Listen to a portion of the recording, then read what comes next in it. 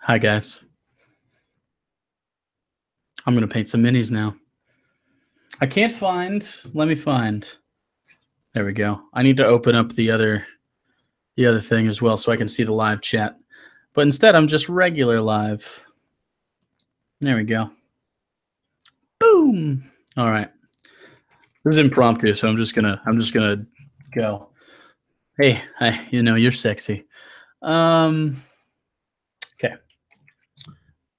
Let some people know about it. I'm gonna be painting some minis. I got a whole horde, so you guys can see them, of zombies and skeletons and shit. Possibly being used in tomorrow's session with Hugo, my girlfriend, his girlfriend, and a couple more of our guy friends, Richie and Alex. Boop, boop, boop, boop, boop. And also I'm listening to Outcast, apparently, on Spotify or whatever, Pandora. I don't know if you guys can hear that. I assume you can't. Shows your boobs. You're going to have to super chat the fuck out of that. That's for sure. I don't even know if super chat's enabled on this one. Is it? Yeah, it is. Nice. Feel free to super chat, by the way. I'm going to put this on my phone, though, so I actually see what, because I'm going to be down here looking at my, setup down here. I also got some paints, if you guys are interested. This is a big old thing of paints. Got all sorts of different colors. Got the brushes up here. So we got a lot going on. The other part of the setup is definitely just have paper towels around so you can wipe your brushes off and stuff. It's important. And this is actually, okay, so this is a wet palette. My girlfriend is an artist, and so she taught me a lot of cool stuff. You get just a cheap Tupperware thing, something that you can get paint on, doesn't matter. You put a paper towel down in there and you wet it like as much as you can, and then you just dump out the excess. You don't squish it or anything. You dump out the excess. And then on top of it, you put some parchment paper, and we're going to put the paint right in here so it, for long periods of time, it doesn't dry out while you're sitting there and painting. And then the last thing you need is something to clean your brushes with, and it's just a Solo cup with water down in there. So yeah. Let me get this link on my phone so I can read you guys at the same time. Feel free to tell your friends this is happening so we can, get a nice little. I don't even know how many people are here. How many are here? Can't be that many. I didn't even tell anybody I was doing. I didn't even know I was doing this. 37. That's actually pretty good for not telling anybody. I basically tweeted it. Let me find it. Maybe I'll just tweet it. I'll just tweet it. There we go. All right. There. Okay. All right. I promise that we're going to start doing things in a second. I just got to be able to see it. If you think I could have prepared better for this, you're wrong. This is peak preparation. There we go. Now the live chat is right in front of me. Okay. Hi guys. Howdy. I use the exact same thing for my Warhammer. I know a lot of people paint with Warhammer or for Warhammer, not with Warhammer. Which, if you don't know, it's like a military tactics game. I'm sure I'm not saying that correctly. I don't play Warhammer, but I'm aware of it enough. A lot of people, I think more mini painting goes into that than anything else. Because if you play D&D or any other tabletop Pathfinder or something, all the painting stuff is next to all the Warhammer shit, not next to the D&D stuff. So I'm going to send you guys something. Would you prefer an album or a movie? I assume you mean musical album. I would definitely prefer a movie. Definitely. I recommend using Citadel paints. Yeah. We're going to get some Citadel paint. This is just, she had some leftover acrylic. This isn't actually a model paint, I don't think. It's just some acrylic paint, which works fine, but it doesn't stay as long. But that's why I'm just doing stuff like zombies with it. Like any long-term painting, we're going to get Citadel paints for.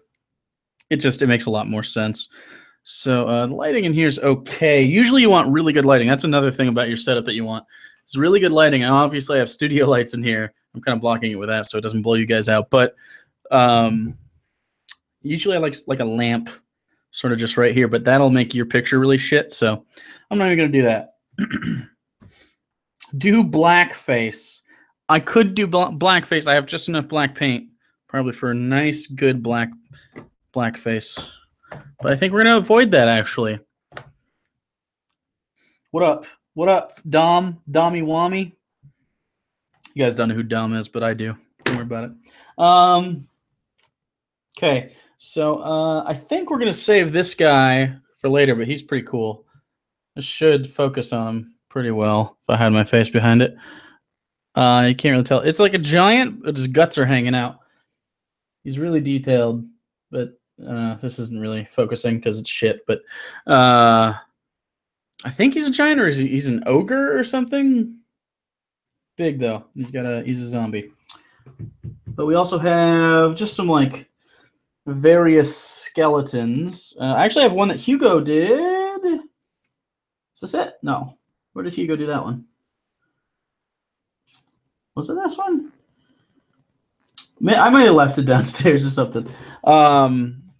Just some skeletons like that. You know, cool stuff. And then some different kinds of zombies, or I guess technically they're undead because they're not all zombies. Oh, Hugo did this one. This one's pretty good. It's just a zombie. Again, it's not fucking doing anything, but I got some. This is apparently a zombie, but it looks like, you see the silhouette in my hand, it looks like a Jamaican pole dancer. And then this one's a ghoul, actually, but they're high enough level to deal with that. If I wanted to give him a ghoul, I have no idea if I'm even going to do it. So, watching you and doing some side quests in Blood and Wine for my 100% save file. The Witcher 3 is really good. I know you've been binging that lately. On a scale of 1 to Batman and Robin, how bad will Justice League be? God, it's probably going to be pretty bad. I don't know. The Flash looks cool as fuck, though, so I'm hoping he's good. Because apparently DC is doing this thing where they're just throwing caution to the wind and might have 2 separate Joker universes, which means they have 2 separate DC universes, which means basically whatever works, whatever sticks to the wall / people's wallets are going to be what we go with. I don't know. It seems stupid. It seems stupid. So I don't think it's gonna be good at all. It's gonna be kind of shit, I bet. Which is a shame. All right, let's do this guy. Pump for Jason Momoa's Aquaman. I think he'll do fine. It's Jason Momoa. How excited can we be that, like, really? Like, I don't know. He was cool as what? Khal Drogo? But he is a sexy piece of ass, though. So if you want dick, then there you go. Sadly, not into dick. Not as much as you'd think, at least. What version of D&D are you playing? We are playing 5e. So 5th edition. I don't have any experience with any other edition. So, and I'm DMing because out of the necessity kind of I don't know how our situation is, where it's everybody around this area kind of doesn't play, and I'm introducing most of them to it. The only people that have played are my girlfriend, Sarah, who's been on this channel before. Richie played, but I don't think he played correctly. And by correctly, I don't mean there's one set of rules that you have to play by. I just mean I sound like straight up murder hobo-y. Like it's not what 5e is intended for. It sounds more like Advanced Dungeons and Dragons, which is more of like just go into a thing, kill whatever's there, get the loot, leave, go do that again. And 5th edition is more of a storytelling. I don't know. It definitely has more emphasis on the creativity rather than just the straight up let's murder just everything in the whole world. Now I'm going to do some metal here, and if you want a kind of crummy looking metal, although you can do this with good looking metal too, but this is what I do. Paint whatever it is you want metal black. So you paint it black. This is just sword he's got. And then you go back over top of it with the metallic paint. By the way, most of the is it most or all? If it's not all, it's 90%. Legend of Phoenix in the comments here is actually Sarah, my girlfriend, and she taught me how to paint. So both if you get anything from it, if you glean any sort of information, it's her doing, not mine. And also if it's wrong, it's her fault. So she's actually doing a commission right now for a new customer, because she is again an artist, and she does commission work. She also does minis for commission work. But right now it's like a pretty big piece, and she's done all the art for our campaign. So all of our players, well, my players, but they're kind of her players too, the way we do this, are super spoiled. So we have like character art for everybody. If you follow her on Twitter, you can see all those pictures, because I can't share pictures with you right here. I could do it on my phone and like show you guys, but it'd look weird. Oh yeah, and Eagle Cohort actually got a commission. I wasn't actually trying to plug you. I was just thinking about it. But yeah, plugged. Consider yourself plugged. Giggity. There's someone watching you through the window, Jake. What? I don't know what you mean. What brand of paints are you using? I think, what are these? Just Americana? Yeah, they're not. These aren't for models really, but they'll do. They're fine as long as they're acrylic. Those seem to stick really well, because you have to. You also have to prime these, but I already did that to every single one of them. Or she did some of them, I did some of them, so I don't know which ones, but I don't know what song is playing on here. You ruined him. What are you talking about? I played D&D before I met her. What are you talking about? The painting, though, is definitely her fault. So if that's what you're talking about, you're right. You are absolutely 100% correct. I just like to try to have cool stuff for the party whenever they show up.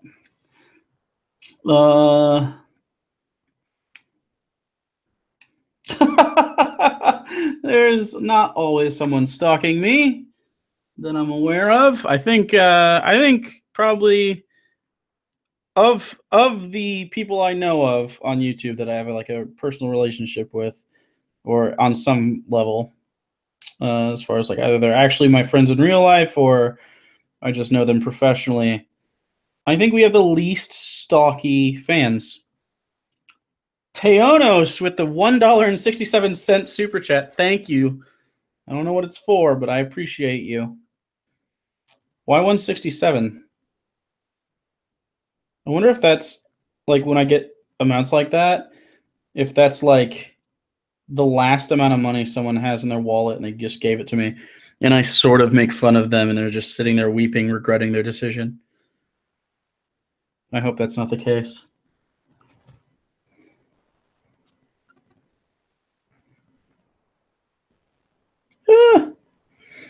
By the way, if you don't like to get painty, don't do this.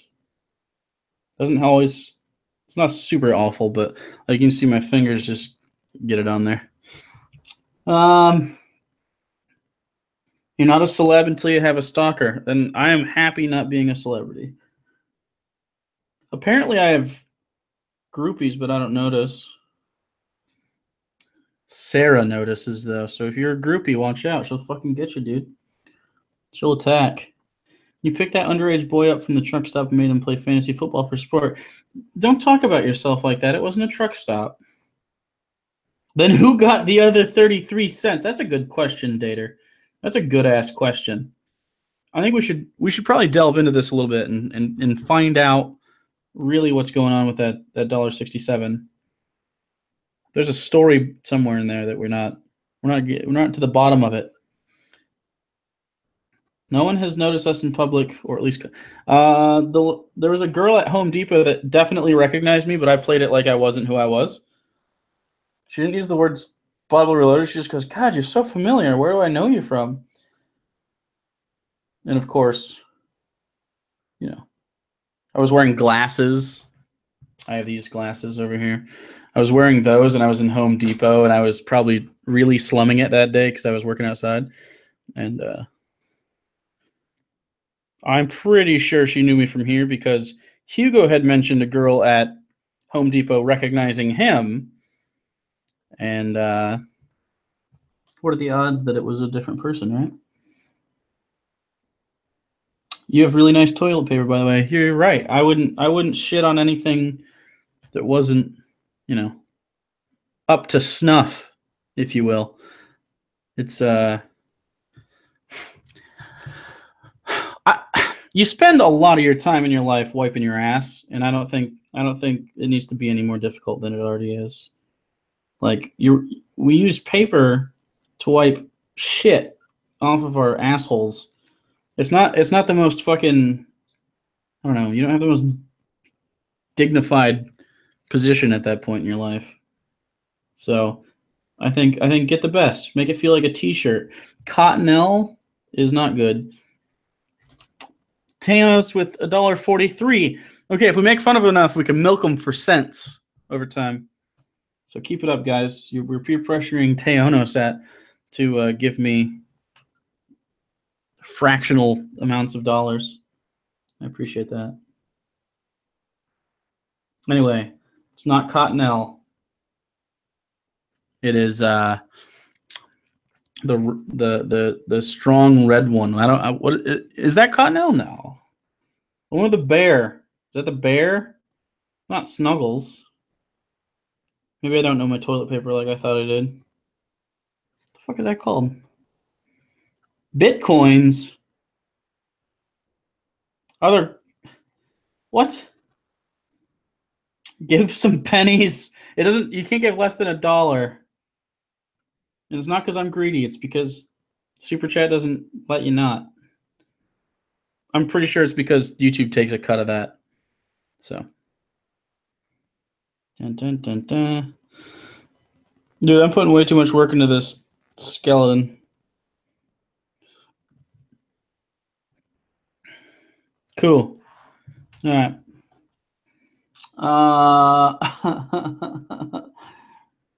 As the member, Charmin, thank you. Fuck. Anyway, the Super Strong, the red package. That's where you got to go.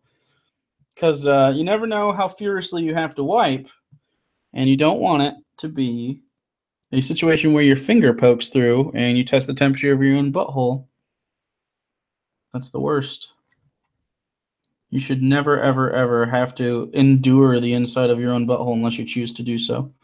It should never be an accident. That's basically my stance on things.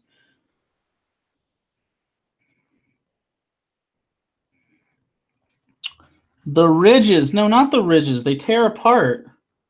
Never buying that again. You have to be extra careful. You have to use more toilet paper. I'm also against the overusage of toilet paper because growing up in my house, my little brother would take the toilet paper and he'd wrap it around his hand and then wipe his shitty little asshole with it. Like some sort of fucking cave person where they just have to use whatever's on hand. How poopy was his asshole that he needed that much toilet paper? That's the real question. Because if it's genetic, I didn't get that trait. The poopiest asshole in the universe. I do fart a lot though, ask her. Been gassy lately. I think it's because I ate some cheese. Oh god, I ate a grilled cheese for dinner tonight. I might be shitting my pants by the end of this. Taco Bell poopy? I don't really eat a lot of that shit, surprisingly. I eat real food. Cook a lot. Like this morning, I from scratch made a homemade onion, charred leaves, and potato hash because I'm a fucking maniac. I don't know. It wasn't bad for me. Was good though. Are they moist farts? Not usually. These are the intellectual conversations you watch for. Let's be real. We can have an intelligent conversation about poop. I think that's possible. It's just that you know, the joke isn't the poop. The joke is the method in which you shit. So that's how you know our poop jokes are top notch, because it's not just that the poop exists that is the funny part. How else would you know the inside is clean? Are we talking about a bidet or something? I don't. Do you douche the inside of your asshole? I don't. Do you smell your own farts? Well, and I assume you mean intentionally. Like, do you like dig down in there and like sniff them? No, I think everyone has a reactionary to, like, once you feel like a heat of a smell, you try to go like this, but you regret it every time, right? Like I don't like fart under the covers and pull them up over my head to huff myself.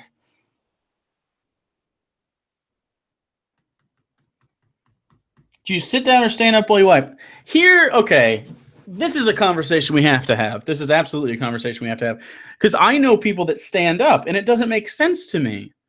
Why would you stand up? You're getting less spread on the overall opening of the anal cavity. When you stand up, it pinches tight, and there's less shit possible to be retrieved. But if you're down like this, spread open, I mean, you're at least 85% openness, and then you get up in there. Doesn't make any sense. He farts and blames the dog. That's actually true because he farts a lot. Darwin is a very farty individual.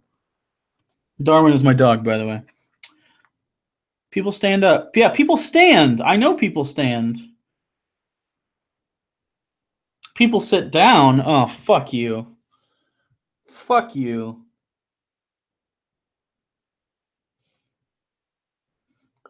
If I found out a presidential candidate stood up to poop, I wouldn't vote for them. Or stood up to wipe. They stood up to poop, I would vote for them. That's totally different.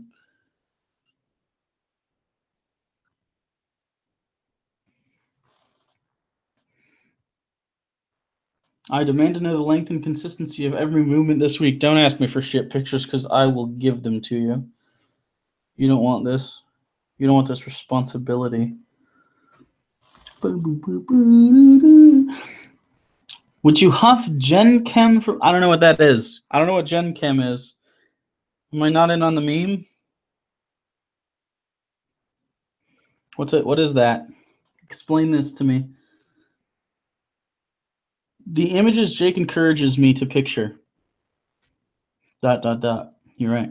I unbend my knees somewhat to make room for my arm to... Well, of course. I mean, you can't just flush to the toilet, stick your arm under there and wipe unless, I don't know, you'd have to have some sort of ass injury to accommodate. Gencum is when you shit in a bag and huff the fumes. I wasn't in on that. Why would someone be into that? To be fair, I don't understand why someone would want to dress up in a rabbit costume and fuck somebody else in one, but maybe it's just a thing. It's not a me thing, but maybe it's a you thing, you know? I'm fine with that. If you want to smell your own shit, I can't stop you. And I don't know that it's that harmful. I know that there's some, like, a little... I think asphyxiation would be the worst part of that, like, medically speaking. It's to get high. Yeah, I'm sure it is, but it's more of an asphyxiation than I think the ammonia would be, right? It can't be that ammoniated. It's in your asshole. I mean, it's kind of the same thing as like huffing garbage. It's not. It's still rotted, but...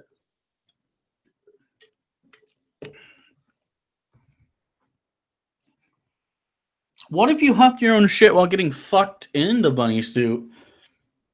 Again, it's not something I'm into, but if you have a very specific fetish and you find someone that shares that with you, like, keep that person, because there's the odds of someone sharing that with you are pretty low to begin with.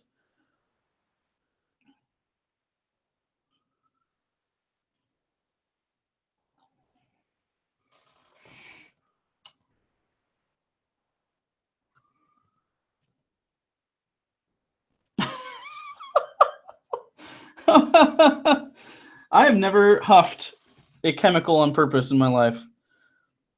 That said, I do enjoy the smell of gasoline and diesel fuel, oil and stuff like that, because my grandfather was a farmer and he always smelled like that shit because he was always working on something.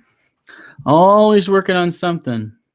So right now we're doing just any... By the way, I also work in an assembly line when I'm doing something like this. If I had just one mini, it'd be a mini assembly line in that anything I wanted painted a certain color would get all done at one time, then anything else in other colors one at a time. But in this way, I did all the skin at once, then I did all the fabric parts that I wanted the same color at once, and now I'm doing all the metallic parts, which isn't a lot, but some of these actually, you know, zombies in D&D are sometimes old soldiers that fell in battle ages ago, or recently. I actually have one. It's it's almost fully armored undead dwarf. He's got a shield and axe and stuff, and so zombies in D&D can be, and often are, like actually like thinking sentient creatures, or at worst, if they're not sentient, they don't just shamble mindlessly. They have intelligence scores. Typically, I don't know what the base score for a regular zombie is. Let's look it up. Let's look up what the base score for a regular zombie is, intelligence-wise. So for context, a common human person, a base stat in anything is 10. So let's look. I have all the books here legally on my machine. And not far up is zombies, I know that.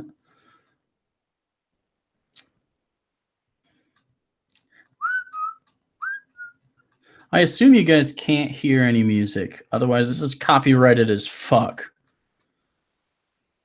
I can't imagine it does share it, though. I didn't pipe it through on purpose. So, a base intelligence score for a zombie is 3, but and that goes across the board. But there's different kinds of zombieism. Like a ghoul, for instance, is technically sort of a zombie based on the way that they're raised, but they're more intelligent and can use tactics and stuff. So a regular zombie is kind of a shambling nonsense monster, but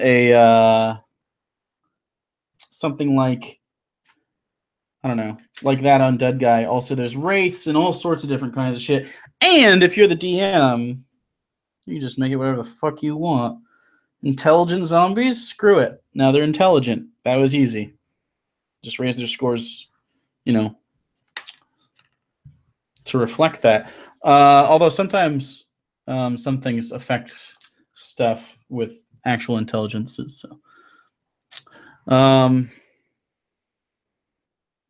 how moist do you think Trump's butthole is? I actually think it's rather dry. I don't feel like he's a very moist person in general. I feel like he has to be spritzed consistently to maintain his human form. By the way, painting is cathartic as fuck. You just kind of get in there, you know. Wish I had a stand so you guys could see, or a better setup for this so I could put it down, you know, over top of this, but I don't have anything that could do that right now. You just want to look at my beautiful face, not paying attention to you anyway, though. Let's be real. Jake, do you use or have you ever heard of D&D Beyond? I recently purchased the player's handbook on there, and I'm pretty satisfied. Also, the character creator on there is nice. D&D Beyond. Why does that sound familiar? Did we talk about that at the game shop recently? I'm talking to my girlfriend. She's in the other room, but watching this. Let me see what that is. Was he talking about that? D&D Beyond. What are you? D&D Beyond. I don't understand what it is. Okay, explain this to me. Where DM can manage character sheets. Oh, no, I don't use it. I have it all written down, old school style. I homebrewed my own like world though, so it's not all. I don't know. I don't even know if it's relevant to the Yeah. So it's monthly after beta. Nice. See, I knew she knew. She fucking nerd. Oh, got some too much black paint on my brush.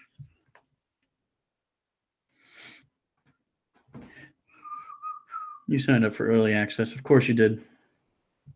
What was your favorite Goosebumps review that you did? The one with the scarecrows. We're going to do more of those soon, by the way. It's just that Hugo edits those. And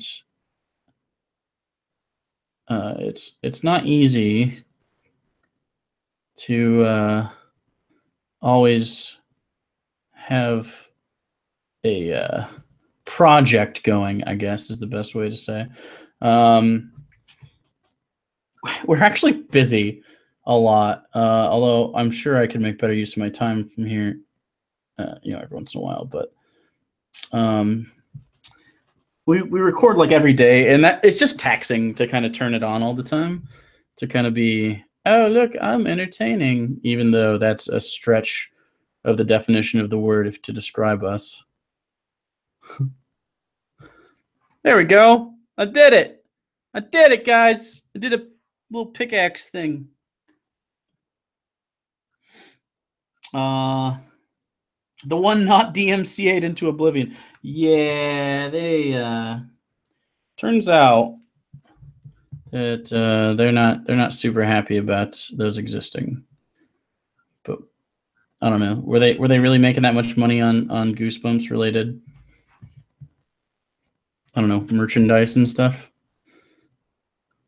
Are the DVD sales affected by our present? In fact, I would argue that us doing those improves the possibility of a sale of a D&D thing. Just saying. Do you ever walk in on someone jerking off? Has someone ever walked in on you? No to both, which is good. But I do have a story about another person I went to high school with walking in on another person. His name was Justin, not the perpetrator, but the victim. He lived down the road from this other kid named Eric, and Eric liked anime porn, which, I mean, given, do your thing. I don't really care that much. But I was in high school, so it was, God, I want to say it was like 2004, early high school years, but still high school. And so Justin and Eric would hang out all the time. And so Justin would, like a fucking TV show, walk behind his house and climb down into the basement from a window, and just immediately hang out with Eric, instead of just walking to the front door. Well, this backfired on him that day, and he walked downstairs, and apparently it was, if you're familiar with Dragon Ball Z, it was Bulma Vegeta porn. And Eric was apparently really, really giving himself a business. Like, there was like sweat involved. So that's the closest I've ever been to a situation where there was embarrassing masturbation. Now, anyone I masturbate in front of just accepts it because I'm moderately internet famous and they don't question it. Holy hell, so you're around my age. Yeah, I'm 20. Am I 29? Right at the end of the 20s, boys. Which is fine. I'm not really into the 20s stuff anymore, where you go out and get shit-faced and shit-faced. And I don't know. I don't feel like, I don't know. I feel good for my age. Feels fine. The only thing is I have a shitty ankle, so I've always felt shitty there. But mentally, I'm like 12 years old, so we're good.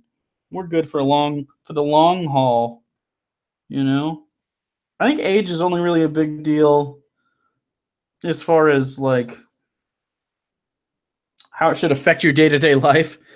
Are the milestone years where you get legal permissions like 21 and 18 and stuff, or AARP. But I don't know. I think some people let their actual number of their age affect their behavior, and I disagree with that. I think just do what you want whenever you want to do it, and don't worry about how old you are. Unless that thing you want to do is a child. Then just don't do that. Or I guess the reverse is true. If you're a child, don't try to fuck an adult. Mostly because if they get caught, you can't fuck them anymore. So just wait it out, you know? Just wait it out. I have never encountered sex so good I was willing to go to prison for it. And frankly, if it's a child, how good can the sex be? They're garbage at everything. Hey, as someone who is drunk on Four Loko currently, I am triggered. Why are you drunk on Four Loko? God, are you a meme from 2006? What is happening here? All right. Did I really not paint this fucking skeleton guy? All right. I'm stupid. I didn't paint his bones. Retarded. Since it's Halloween, what's your biggest fear? Are we talking irrational Halloweeny fears or like my genuine deep down fear? I guess my genuine deep down fear would be something like I don't know. I think I fear stagnation more than anything. And I don't even know that that's a fear. It's just it gives me anxiety to just not achieve a thing during a day. Like I know a lot of people like really like days when they don't do anything, but I feel like I have to do something, at least one thing, or I just feel like absolute fucking garbage. So stagnation, long-term stagnation would be my fear. But my irrational fear, I don't know if I have any current irrational fears. Like I'm not scared of ghosts or the dark or anything like that. But when I was a kid, I used to be irrationally scared that a volcano would pop out of my backyard at any moment and engulf me in flame. So we're going to go with the flame volcano fear.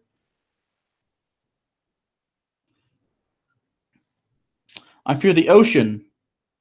You know what? I don't fear these things as far as like thinking about it doesn't make me uneasy, but I don't like the feeling when you're there of like going under the water and not being able to see the bottom. Not that it's too deep. If I could see 1,000 feet down all the way at the bottom, that wouldn't bother me. It's the unknown, what's under the water, and also I'm not, I'm a land mammal. I'm not meant to swim in the water. So if anything went wrong, I'm fucked. Yeah, I don't like that feeling. So it's not really a fear though, because I have swum in the ocean. Swam? I have swam in the ocean? Swum? I've gone swimming in the ocean before, and it didn't bother me. It just like I don't like to look. I don't like to see the abyss, I guess. I mean, we have Great Lakes here that I've swum in. Swum is not a word. Why am I saying swum? I've gone swimming in the lakes around here in Michigan in the Great Lakes. So I mean, those are similarly deep enough to where it wouldn't matter how deep it is actually. So you just can't see the bottom of shit thousands of feet down. Yeah, that gives me the heebies. I don't like that. It's the fear of the unknown. Yeah, there you go. I love the ocean thing. It's my best in my what? But I am mortally terrified of wasps. Jake, show man tits, please. Jeremy, give me $500 and you'll have one of the man tits. Super chat's available. I'm not too ashamed. I'll do it for $500. I'm basically a cam girl at that point, but I'm okay with that. Like you got Hugo's tits for 10,000, huh? This is a deal.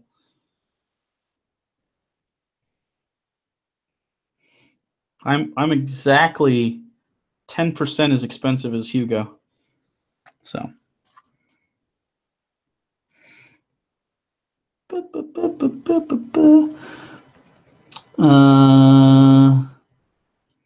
if I ever win the lottery, I'll pay for a full shirtless stream. I accept. A full shirtless stream, I believe That would be $11,000 since it was 10,000 for Hugo and 1,000 for both of mine. Wait, are we talking belly button up? Because I feel like the belly button is another milestone. I think it's another 500 for me. Please show feet so I can climax. You don't want to see my feet. I watch Unpop for the plot. Nice. Solid. Show us what you're working on. Okay. I am working on this skeleton, and he is armored pauldrons, so they get turned black first, and then the interesting part is when I dry brush the metallic stuff on it. It looks really cool. But if I hold it up here, my fucking hands shake. I'm not planted, so maybe if I plant my elbows, I can do a little bit better here for you. Sorry, buddy. I get so wrapped up. In painting. Yeah, that's a lot easier. That's fine. I can do that. I could try to do that. Although I got someone as skull, but you can always go over the top of this shit. Just as long as you don't fuck it up too much, it's not that big a deal. I'm just gonna try something different with this guy. Do we have any more metal things? I don't want to paint this guy. He's stupid. I'm not gonna use him. All right, this guy's got a pickaxe. Let's see what else we got going on here. Oh. How much for $1 million? That's a full-on Pornhub upload, buddy. No better than that teen mom. I don't know her name. I just know that one of the teen moms, was it Teen Moms or Teen 16 and Pregnant? One of them did porn, right? That was a joke for a while. I don't remember. I think it was $1 million. Am I thinking of Octomom? Got offered $1 million? Shit, you guys remember Octomom? I wouldn't want to see that shit. She had 8 kids at once. I don't want to see what's left over from that. It's like a fucking chest burster popping out of a vagina. No, thank you. So, again, if you want to do, for the record, if you're just joining us, for dark metals, or not luminescent metals, base in black, and then on top you will dry brush, which I will show in a little while, shortly here, how to do. You dry brush with a metallic paint, and then it just looks really cool. It just looks good. If you do it just straight metallic, it's a little too bright. It's a little too brilliant, I think, and doesn't look as good. And also, my girlfriend yelled at me once. She's very rude. She's very, very strict when it comes to doing that. Goodbye, Dater. I love you. What's your largest figure? My largest figure is this guy. For reference, there's this guy. And, well, that guy's not even the smallest. Let's go one of these. So it's much bigger. These are about the size of the player tokens as well. They might be a little bit bigger at times, but this guy's pretty big. I was looking at a dragon the other day at the local game shop that we like to go to, but I wasn't willing to put the money into that yet. And it's when you have to assemble and shit, and they aren't ready to fight a dragon at any point in the near future. So I figured a better use of my money would be on some undead shit. Since Halloween is coming up and we're playing tomorrow, this is technically our Halloween game. So we'll see what happens. We'll see what decisions lead them to what outcomes tomorrow. Do you only DM or do you play as well? I think DMing is playing as well. Some people don't do it kind of the way, I don't know, some people don't have as much fun with it, I think, as DMing actually is. But I am not a player in the party. I am everyone else. Some people, some DMs do characters that they play. Typically, they do that when your party or when the amount of players isn't high. Like, for a while, me, my buddy Mikey, and my buddy Jim played D&D, and Mikey was the DM. So most of the time, we would have an NPC with us that he would play, but not just a normal character, because I find that even if you don't mean to, you'd favor your own character, especially when it comes to story and items. And I want to avoid that. I wouldn't mean to do that. Or worst case, I guess, worse than that is you never give your character shit because you feel like you would. So you'd undercompensate and then you'd be a liability. And it just wouldn't be as fun. I'm sure some people can do that just fine. I, however, have enough to deal with all their character shit. Because I don't know if you guys watch Critical Role, but that's the type of DMing I started in before I watched Critical Role or DM myself, where it's very story, role-play heavy, and like each of us had story elements that mattered. And so I spend a lot of time kind of thinking about, like, Sarah's character, for instance, her name is Elenia. And she's a cleric, and she's not a human. And the party knows this at this point, so I can talk about that. But I'm not going to say what she actually is. But they found out. And you might know it just because I mentioned it, but her character gets visions periodically, and it's usually up to the DM how that happens. As far as the, I guess, content of those things. But it's described as messages, like actual words spoken. But I instead went with pictures that she would have dreams. And you know how when you wake up from a dream, you kind of replay just portions of it in your head, and you kind of see a picture flash in your brain. I play it like that. So I'll print out a picture that I think is relevant to the character, the story, or just interesting in some way that would be thought-provoking, because of course I know what's about to happen or what did happen, and can lay clues as to these things. And so she's been getting stuff like that. So for instance, when she turned level 3 is when she got, like, you know, in level 3 in D&D is when you get like your big powers and shit. It's usually your archetype for your class, but also her race gets a power. And again, if you're a D&D fan, you may know what I'm talking about. So I gave her a child being born inside of a sun because she's a Lathandrian priest or priestess, I guess, a cleric. And Lathander is often like a sunny god. And so I just did that as kind of a metaphor for her birth, I suppose, into an actual, like, Super Saiyan, basically. She has some pretty cool abilities. It's a lot of fun. So, but I'm not telling her about the rest of the stuff. That's for her to interpret. The idea is after or right before events or something, like these should lead her to start really looking into her dreams, basically, over time. And it could either be a clue or, well, usually a clue, maybe just a message in itself that she can kind of interpret, and maybe it'll help her and her friends on their travels. And maybe unlock a little bit about her backstory that she doesn't know, because as DM, I can add to, you know, whatever I want to. And so if I decide that, I don't know, she doesn't know who her parents are, they were both hookers, I can, you know, give her a picture of two people sucking dick for crack money, and she'll be like, oh my god, they're hookers. Clues accepted.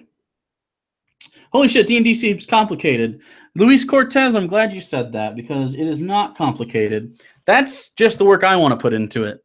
If you and your friends just want to play D&D and go kill shit, fucking do it. It's awesome.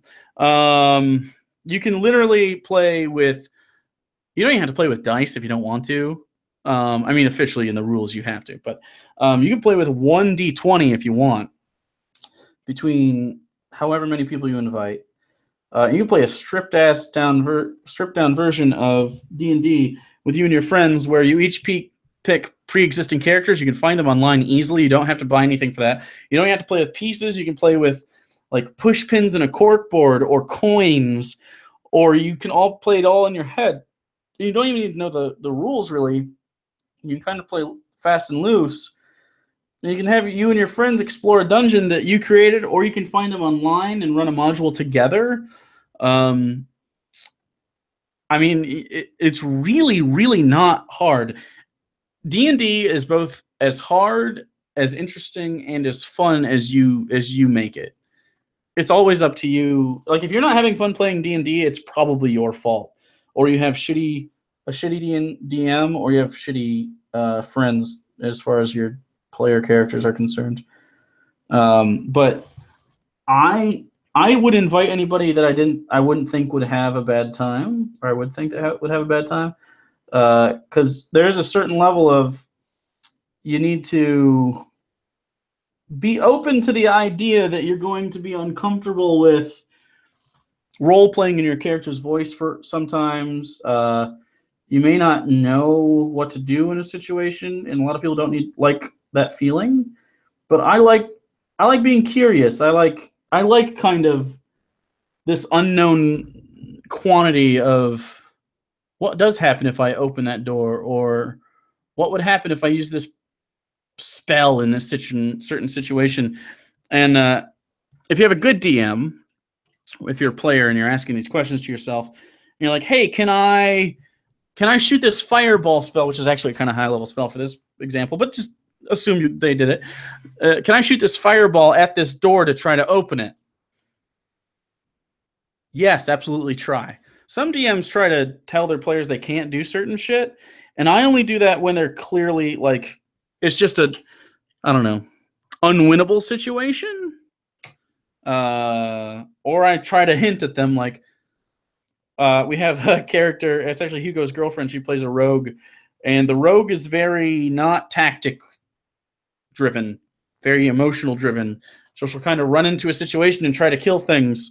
That's partly definitely the character, but she's a new player too, so you kind of expect small mistakes like this, which could lead to bigger mistakes later. But at the earlier levels, I try not to, put anyone in a situation where they can definitely die forever. Sometimes you can die for a little bit and be brought back. But like, for instance, she ran into a room and there was a couple goblins there, and she could have easily snuck in there and murdered both of them, but instead she just ran in there and made a bunch of noise, and they shot her. You kind of go, so she said, I want to do that, when I asked what she wanted to do on her turn. And she says, oh, I want to kick the door down and run in there. I was like, are you sure you want to kick the door down in there and run in there without checking anything? Obviously leading her on. And she goes, yep. I was like, all right. So I let her. I don't know. I think as a DM, it's your job to try to say yes to as many questions as possible. I think that makes it fun, because if they were in a dungeon in real life, could they try, whether it succeeds or not is nothing, but could someone try, if they had a rope, to tie a rope around a column, pull it to try to make the roof fall down? Yes, of course you could try that. I don't know if it'll work, but you can try that. So if you can try it in real life, or if you can try it in a realistic situation where you have powers, then yes, definitely say yes. Anytime. When a DM says, are you sure, you never say yes. Exactly. You almost, well, sometimes I like to do that to build tension. I want to open this door. Are you sure? And then they say yes, and then nothing happens. I just like that. I love fostering paranoia. I love it so much. And now they're starting to get really paranoid, especially Hugo, because he's catching on to the sort of, I don't know, walking into rooms and doing things. Like, I led them to a bank, and immediately before anything, he's like, oh, I hope this bank might get robbed. We should prepare. It's great. And what? Rogue, not tactical. What? She's an assassin as well. So I would assume that's definitely a tactical thing.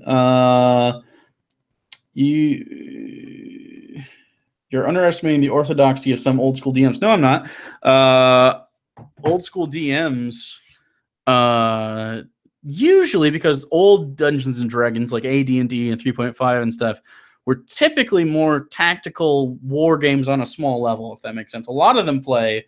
Matt Colville, for example, is a really good DM. and friend of Critical Role. He plays old. He's an old school DM player from the 80s and late 70s, and he kind of plays it like a tactical war game with dungeons and characters and stuff. Some people are very strict on dice rolls and stuff. Like, no, you can only do this, this, this, and this. I like to play rule of cool. Like, again, our rogue and our cleric kind of teamed up the other day. The rogue wanted to get up onto this like table, or was it? No, it was a cart that was about 10 feet off the ground. She wanted to jump up and get pushed up by the shield of the cleric and land on top, so she wouldn't have to make, so she wouldn't have to use too much of her movement or something, or she just wanted it to be cool. I don't remember her reasoning, but and so I had her roll a dex, like an acrobatics check, and I had Sarah the cleric roll a strength check to see how effectively she could push up, and it worked. So I was like, yeah, fuck it, go ahead, you can absolutely do that, that's fun as shit. So she jumped up, did a backflip, landed in front of the thing, and stabbed him. That's cool cinematically in your head to say, yes, of course. I don't think anywhere in the rules it says that the cleric, who its turn it wasn't, gets to assist her in movement. I think that's not a rule. I think that's against the rules, but it was cool. Why wouldn't they be able to do that? That's fun. So yeah, I let it happen.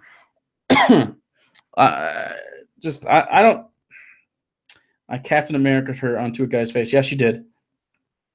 Papa Jake said my full name, Luis Cortez. Also, thank you so much for the answer. It was so insightful into a thing I'm completely clueless about. This baby bird was satisfied with what you fed me with. Good, I'm happy. I think everyone should try D&D once, with people that have already played, for the record, not just once by yourself. That would be boring. And watching other people play it when you don't know the rules is also not fun. So it's kind of like, I don't know, if you're not a sports fan and you catch a football game, you're like, why do they stop every 10 seconds? Why is there a 40-second play clock? Why can't that person touch the ball, but that person can? So it's not as fun unless you know the rules. And again, it can be as complex or as simple as you want. 3.5 wasn't quite as old school. It's the edition I'm starting with, and I'm a babby. I'm talking more along the lines, you can't do this rule because for it. Oh, well, Gary Gygax, for instance, flip-flopped on this, the creator of D&D, because Gygax initially said, as this game was new and kind of through the years, like, you could call Gary Gygax up if you lived in Wisconsin or you just had his number, and he would answer the phone and give you D&D answers, which is wild to think about. But people would call Gary Gygax up and ask, like, oh, I did this, blah, blah, blah. Can I do this? And he'd go, well, what did your DM do? And that's kind of fine. Like, that's loose. But sometimes he'd say, yeah, if you're not using the official Dungeons & Dragons rules, you're not playing Dungeons & Dragons. Now, part of that was so he could sell books, because he made his money on the rule books being bought. But part of that's also true. If you're not using a D20, if you're not using the stats that are available in the book, if it's not, I don't know, there's a certain point where it's not Dungeons & Dragons anymore. I think it has to be played on some sort of grid. If you're using pieces, I think there has to be an element of fantasy, although there are rules for futuristic use. I also think that you can't, like I said, you can play without dice, and I agree with myself, of course, that you can play without dice, but only at the beginning. Like once you figure out, oh, I want to attack, just assume it automatically hits for a little bit. If you guys kind of want to learn how to play it, that's fine, just for mechanics reasons to learn, because it's hard to play inside your head if you've never done it. But I think once you get the D20, that's D&D. You know what I mean? It's hard to explain, but it's kind of like porn. You just know it when you see it, sort of thing. As far as the orthodoxy of them, I don't think they weren't necessarily all as strict, but the way the game was originally designed was DM versus players. And sometimes you want to play a battle like that. It makes it more intense. If I'm actively trying to kill players, that's a good thing. That's at a certain point, but not early on, I don't think. Rookie DMs obstruct players the same way. They go, you can't do this because I didn't think of it. Yeah, I try really hard not to do that, because this is my first time actually DMing, but I did a lot of preparation is the wrong word. I did a lot of studying, I guess, on how to DM to decide if I wanted to do it to begin with, because Sarah has DM'd in the past, and she could have easily run this campaign, but I wanted to do it. So I wanted to be like, you know what? I think I'm pretty creative. I'm usually very off the cuff. I think you guys know this. I can usually come up with things to say really quickly. I'm pretty witty, and I'm creative for the most part. Not to toot my own horn, there's definitely, like, the last DM I played with Mikey is a way better DM than I'll ever be. But I think I can do the job. And also I just, you know, I enjoy kind of the ideas that I have had about D&D and being able to implement them, because as a player, you are limited in your creative expression as far as creation, not necessarily what you can do with your character. So yeah, I just I try not to say you can't do this. What I do though is, like, if maybe your character wouldn't know a thing or maybe wouldn't be able to do a thing, the roll to get that ability is harder. So say for instance, you want to, like, you start metagaming, you're like, oh, that's a beholder, which is a monster in D&D. It's a big eyeball with stalks on it that shoot other magical beams. You might have to roll nature to see if your character would even know that. You know what I'm saying? Like, if you're talking to an NPC or something. Because I think that's something that's not, you know, necessarily knowable knowledge all the time. At least in my world. Maybe beholders are all over the place in someone else's version of their Dungeons and Dragons world, but not in mine. They're a rare sight. So sometimes it's you can't do that, but it's you can't do that for realistic reasons. It's not you can't do that because I didn't think of it. I don't think that should ever be the excuse. If you spend 5 hours on making this awesome puzzle and they bypass it with a thing you never thought of, then let them do that, because they earned it. They outsmarted you. That means they also outsmarted the mythical person in the game that created that puzzle. And I think for them, that's a good thing. That makes them feel like, holy shit, I'm smart as fuck. This is a puzzle in an actual dungeon. Other adventurers have probably died to this or been injured. I'm way better than them. That's a good moment for them. I think anytime you can say yes to a player, you win. I think that's great. In our D&D group, we have 2 groups in a campaign, one evil and one good. We recently had a battle with them. I almost killed my own people. I'm confused how you do that. Do they play on separate days and sometimes you all meet up? That's actually a really cool idea. Or do you play at the same exact time? Because that would be hard as fuck as a DM. One thing I enjoy about being a DM, this is from Teonos, who gave me that weird amount of money, is that I'll spend so much time preparing to tell the players a story, but they end up telling me one instead. That is a really good point and a little poetic, but I agree with it. I think a lot of people say D&D is a collaborative storytelling game, and that's true. Some people disagree. But I think, at least how I play it, how I want to play D&D, is, yeah, let's tell a story. And I literally gave, and this is a good idea, I think, if you want to steal it from me as a DM. Let me find the papers here. Boop, boop, boop, boop, boop. I have not all my DM stuff, but a lot of it over here. Where the fuck did it go? Oh no! Oh no! Oh, here it is. So this is Hugo's. His character's name is Professor. I gave them a questionnaire, and I had them fill it out in between sessions. So the session before last, I was like, hey, take this home with you, fill it out, bring it back to me, because I want to know about the character. And it had questions like, what is your home like? And then underneath that was appearance, location, who lived with you there, then your family, their parents, the relationship. Makes your players think about their characters in a way that it makes them narratively sort of come alive in a way, and so that when they sit down at the table, it's not Hugo I'm talking to anytime I talk to him. Like, when you're at the table, most of the time you should be your character, and I think that's important. And I do a decent job, not great because my voices are limited, but I do a decent job of, like, if they're talking to a shopkeeper, They're talking to the shopkeeper. It's not talking to Jake, who is the shopkeeper. Does that make sense? I don't always succeed at this, and I won't always succeed at this, but I try, and I think that's important. You gotta sell out a little bit for it.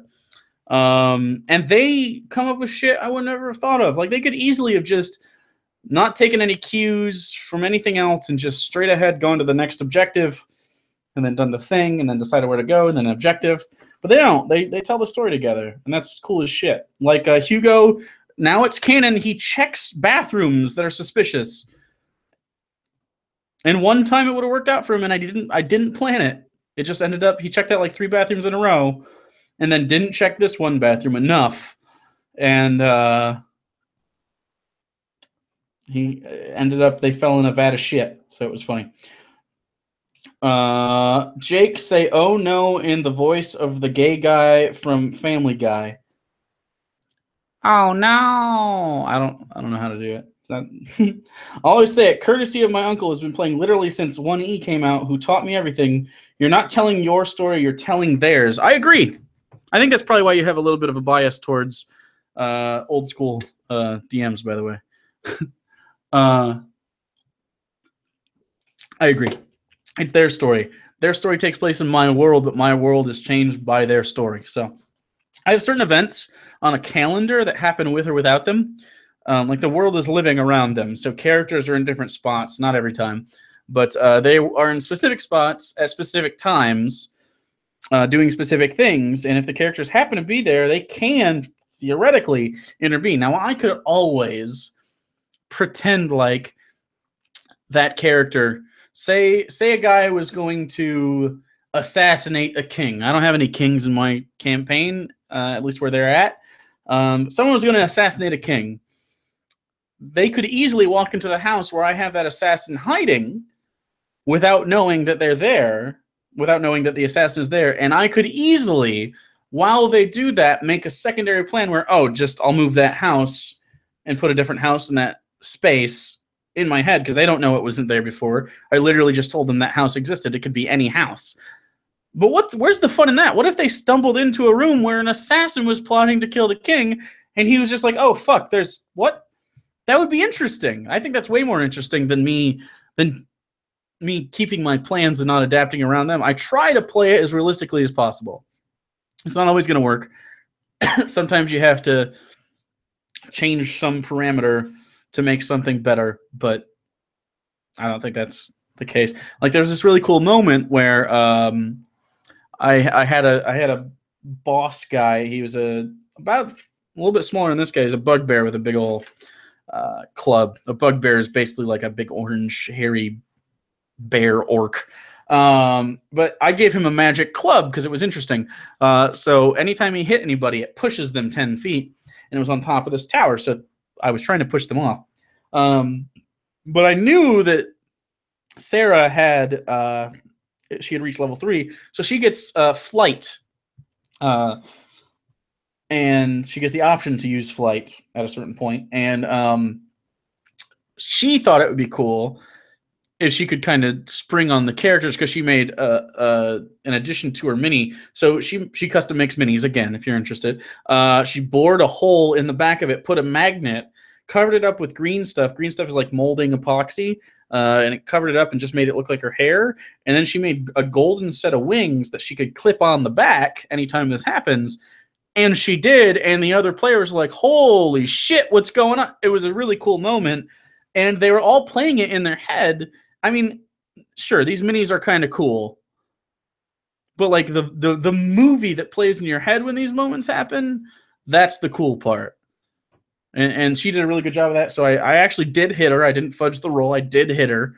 And it knocked her off, which is cool because that's was kind of what I was trying to do. But I was going to attack her first because she was fucking up the situation.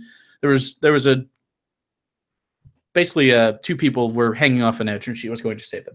And that guy was trying to stop her from doing that, and he knocks her off, and she has this cool moment. But if someone else had done that instead of her, he would have gone for them instead. It wouldn't have been just because I knew she had this cool moment. You get what I'm saying? So I try to play it realistically. It was an epic moment. Speaking of which, we're going to do our game. I didn't want to impose, but I want to try to do the league game. Eagle cohort and I do fantasy football together, and I've been invited into a D&D game. Yes, we're going to do that. I have to get – I'm putting you off because Mikey wanted to make sure that we could do it, and I think we're going to do it on Wednesdays.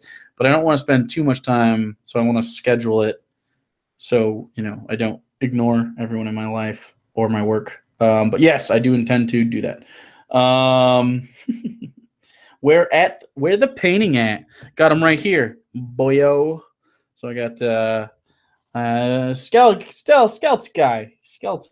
and I got some zombos and stuff. I'm about to show you guys how to do some dry brushing. So I have some metallic paint here. This is actually Sarah's as well.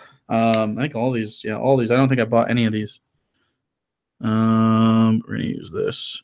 So you just put a couple drops of this shit down in there. Oh, this one's not a good one. I'm gonna use this one. There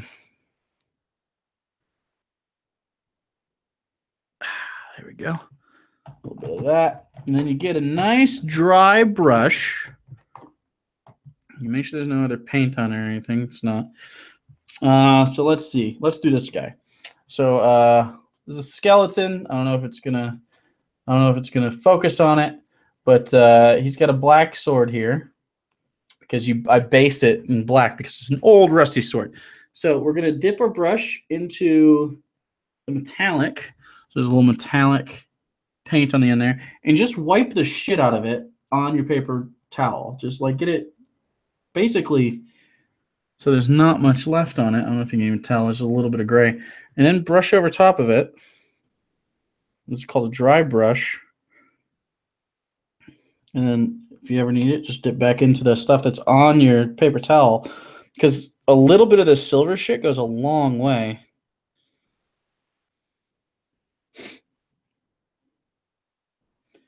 And it looks like old ass metal. And I wish you could see this a little bit better. I'm going to just tweet it off my phone in a second. Get a little bit more metal in there. And it looks like this. I really wish this would focus better. But it gets this old metal-y feel to it here. I will tweet a picture. So follow me on Twitter at Bible Reloaded right now. And I will tweet a picture of just that. That way you can see it better. Because it's pretty cool. Really? Now it doesn't want to focus. Now it doesn't want to focus. Oh, God. Oh, God, my potato phone isn't working.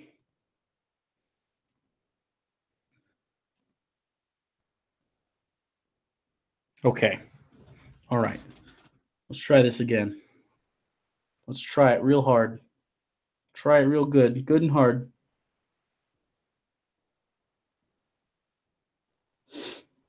I think we're going to get it, guys. I think we're going to get it.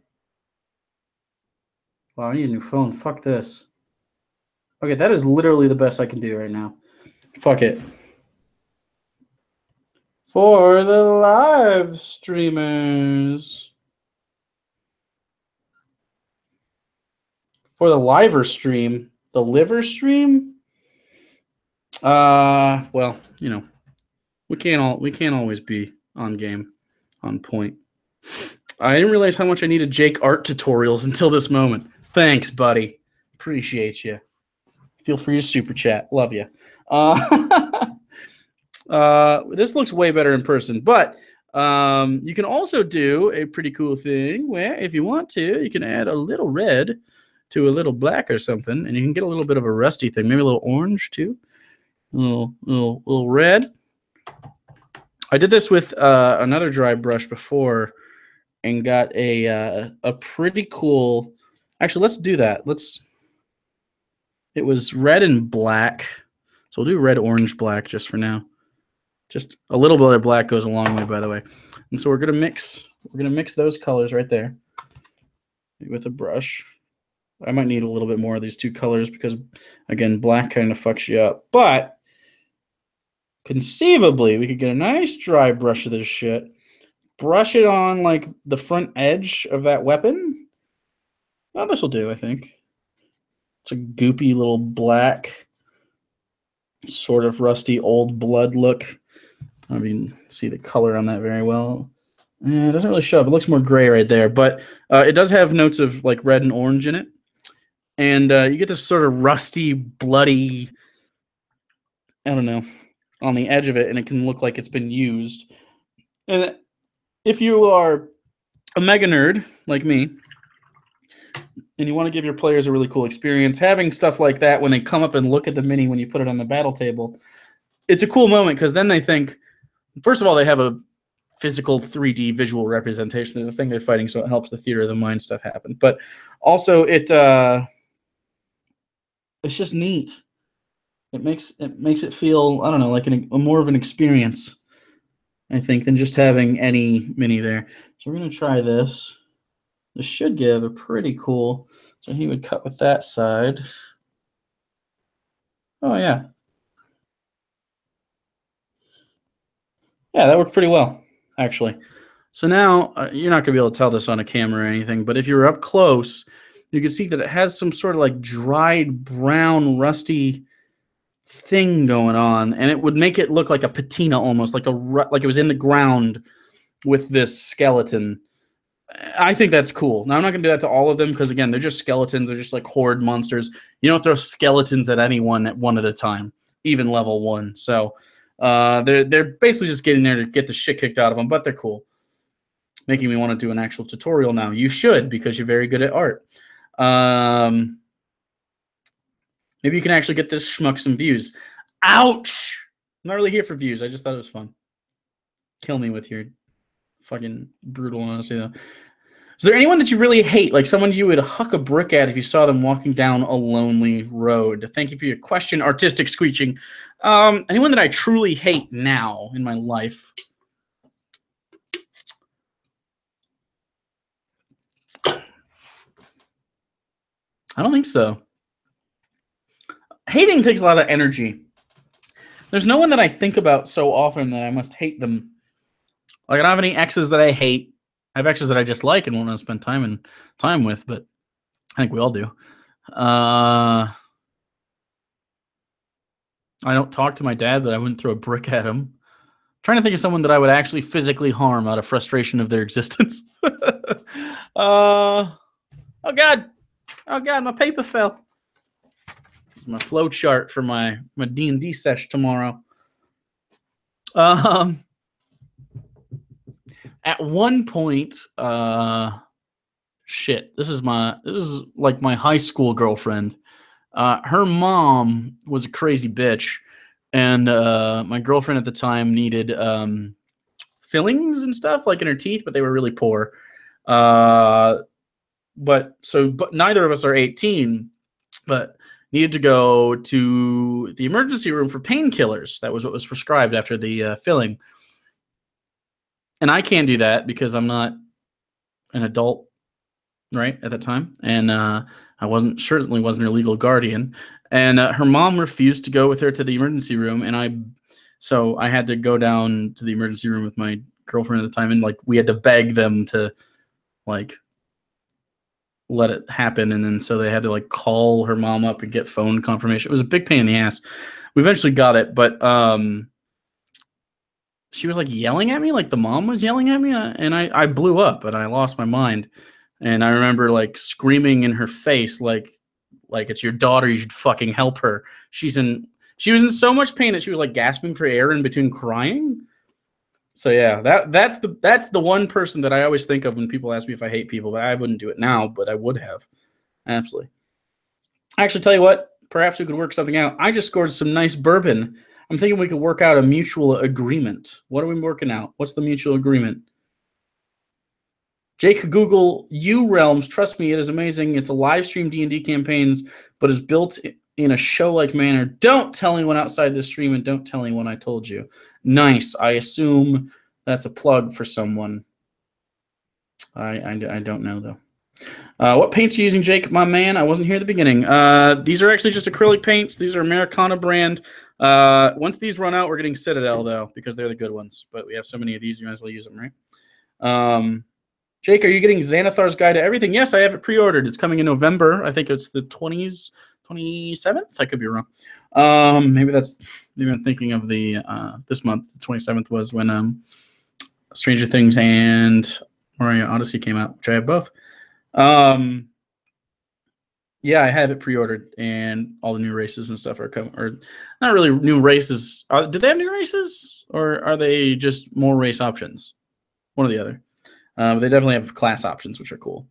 I just got a good deal on a bunch of unpainted minis today, but the bad thing is I have a growing collection of minis that I need to paint. Well, I mean, punk and spunk. Lucky for you, my girlfriend does commissions based on painting minis. So if you wanted to get a hold of her, it's Legend of Phoenix on Twitter. Just saying, no new races, yeah.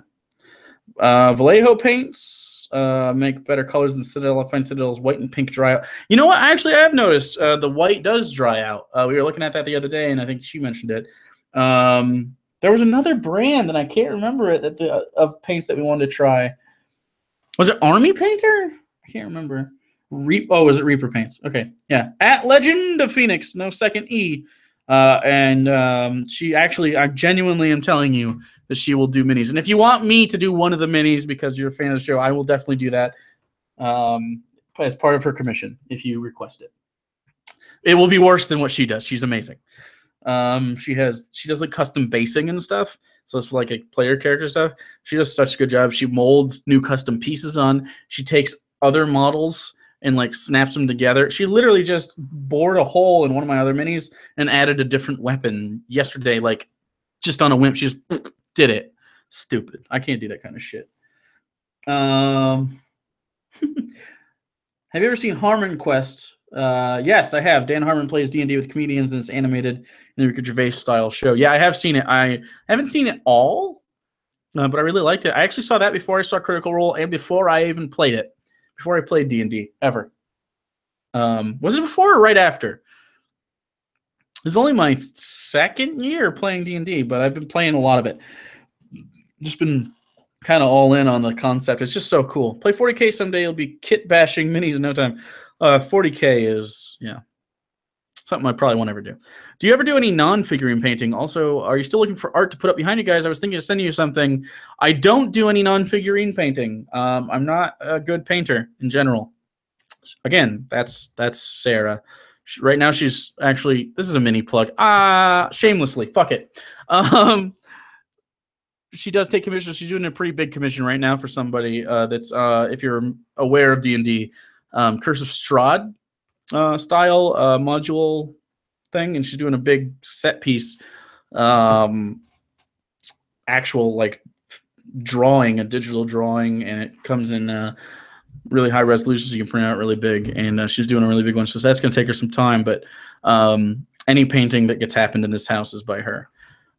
She's just really good. And she just treated a rough draft. So again, go scroll up a little bit and see. I started playing D&D about 6 months ago. I've been obsessed with it since then. I'm currently working on my own setting for my players, and I'm excited to watch them interact with my world. Yeah, that's one of my favorite parts of this. I homebrewed the entire world that they're in. The only reason I have Lathander as a god, which I believe is a Dragonlance god, I could be wrong, because it's hers, and she wanted to play this character that she's played in a couple other campaigns, because she never really got a chance to like play a deep game with that character that she really likes. So I kept that for her, but everything else is literally I made it all up. That entire world is inside my head, and it's kind of cool seeing them play around in it, because you don't really know how something is fun until, or you can't really explain something is fun to someone. You have to kind of let them have fun. Does that make sense? Like, you have less fun me talking to you about how good Super Mario Odyssey is, which her and I just binged like 3 hours of it earlier. But you'd have more than you would having played it yourself. Like, it'd just be more fun for you. So I'm going to do more of this shield. I just bumped the mic. Sorry, guys. Do more of this shield. So again, see, this is black. I'm going to do that center real quick. And you just sort of dry brush on the metallic shit. And it gives this really nice. God, I wish you could see that better.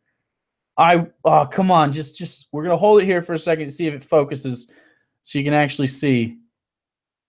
Eh? God damn it. Anyway, that looks really fucking cool up close. Sorry about this shitty camera. This is just the webcam. Not the nice one. Boop.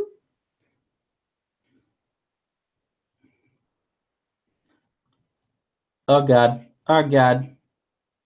I made mistakes. I made mistakes. It's okay. It's just a skeleton. There we go. I'm gonna go back over this a little bit so that the rusty brown is underneath the shot. Yeah, that's cool as shit, actually. Cool.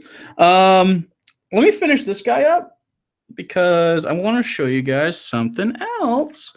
So I might as well. We're gonna do a wash.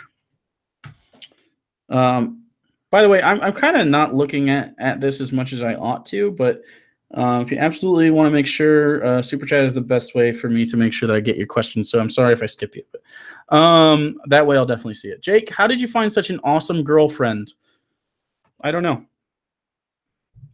I'm a lucky guy. She's a dork. And she's totally been tricked by me. Absolutely. Do a super light dry brush of an even lighter metallic for highlights and it'll look even better. Yeah, that's true. Again, these are monster minis. If it was like a big bad monster, then they would get the full thing. But yeah. My uncle's played since '87, guys. Well, I'm so grateful I had him to teach me when I started playing and DMing 6 years ago. He was full of insight and wisdom. Yeah. I played in one of Dom's campaigns very briefly. A lot of our players were pretty flaky, including me at the end because then I couldn't. I was moving. But you definitely play a tactical style that I can tell. It's old school in a way, but also you're kind of like that. So how can I find a game? This is a good question. You can join our official Discord. Someone can find a link and put it in here. You can join our official Discord. We do have a tabletop section, and some people have been trying to get a game. The best way to do it is online. You can always find groups on Reddit, but the problem is I prefer to know people so that you can schedule. And the best way to know people is to talk with them, so that's why I chose the Discord to give to you. Also, it's mine, so it's a good time. But we have a voice channel. You can basically use Roll20, which is it's an online sort of battle map, but also has on the side it has ways you can roll dice digitally, so you don't have to buy dice. The player's handbook, monster manual. Player's handbook's the only thing you need, but the Dungeon Master Guide, all of that's available in PDF form. I personally owned them and had the PDFs because the PDFs are technically illegal. But they do encourage you to print, to like copy and scan a lot of the stuff though. But I like the physical copies best, but again, you don't have to buy them. It can be free to play D&D if you want it to be. You just got to know where to go. So there's tons of, and again, I play 5th edition. Were you expecting more D&D references in Stranger Things season 2? Actually, no, it had like 1 or 2 because they talked about their party the whole time. They talked about their roles in that party, but they never played D&D in that one. I got the Discord app, but I don't know how to use it. Play around with it. It's the best way to learn. I love the Mind Flayer reference. Yeah, they use the Mind Flayers, and of course the Demogorgon. Well, Demogorgon is a D&D enemy that you can have. Let's make some pants. Let's make some old-ass pants. We're going to do a little bit of brown. Let me just hit it with a little bit of flat gray. And do a gray-brown sort of mixture. So again, that gray and brown is what we're mixing up. And this is going to be for some old fabric pants that the skeleton wore in life and now in undeath. This is this kind of milky gray brown color. It kind of looks old. That's why I like it. Looks like it's been maybe in the ground a little bit.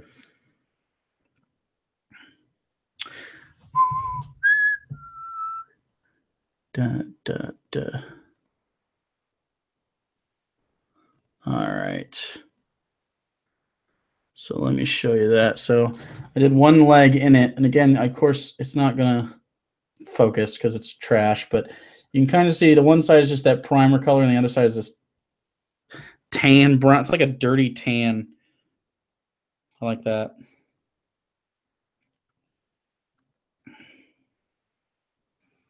Let's see. Would you rather have diarrhea without warning every day for a year or drink one big cup of... I would definitely have the diarrhea for a year. Absolutely.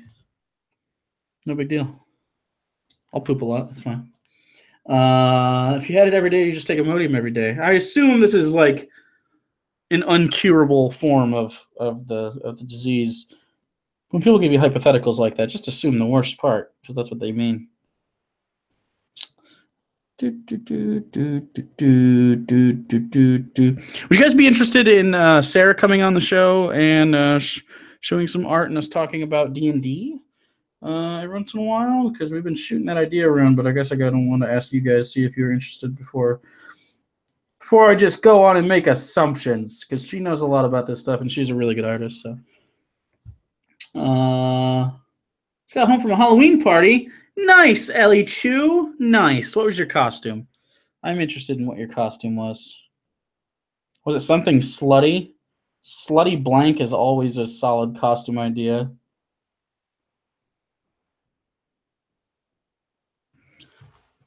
Totally. Okay, I don't know why we're talking about the Russian anything. I missed that part of the chat. My new campaign has been on hiatus for months. All my players have lives, wives, and money for vacations.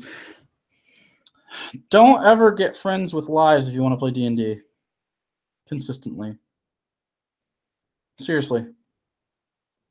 Or get friends that want to commit time to you. We actually have problems with one of our players right now. I'm okay with absences, of course. Like, life exists. And usually I can come up with a reason that your character's not there. But after a while, you're just like a pain in the ass, you know? So show up if you agree to be in a game of D&D, because I know from experience your DM puts a lot of time into it to make it fun for everybody, and you fuck up everybody's fun when you're not being cool. It's showing up when you say you were. Boop. Okay.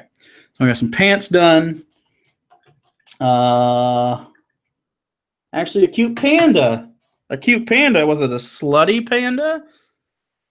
Was it a panda that wanted dicks? Oh, we actually have to do gloves. We'll do it in that same color. Fuck it.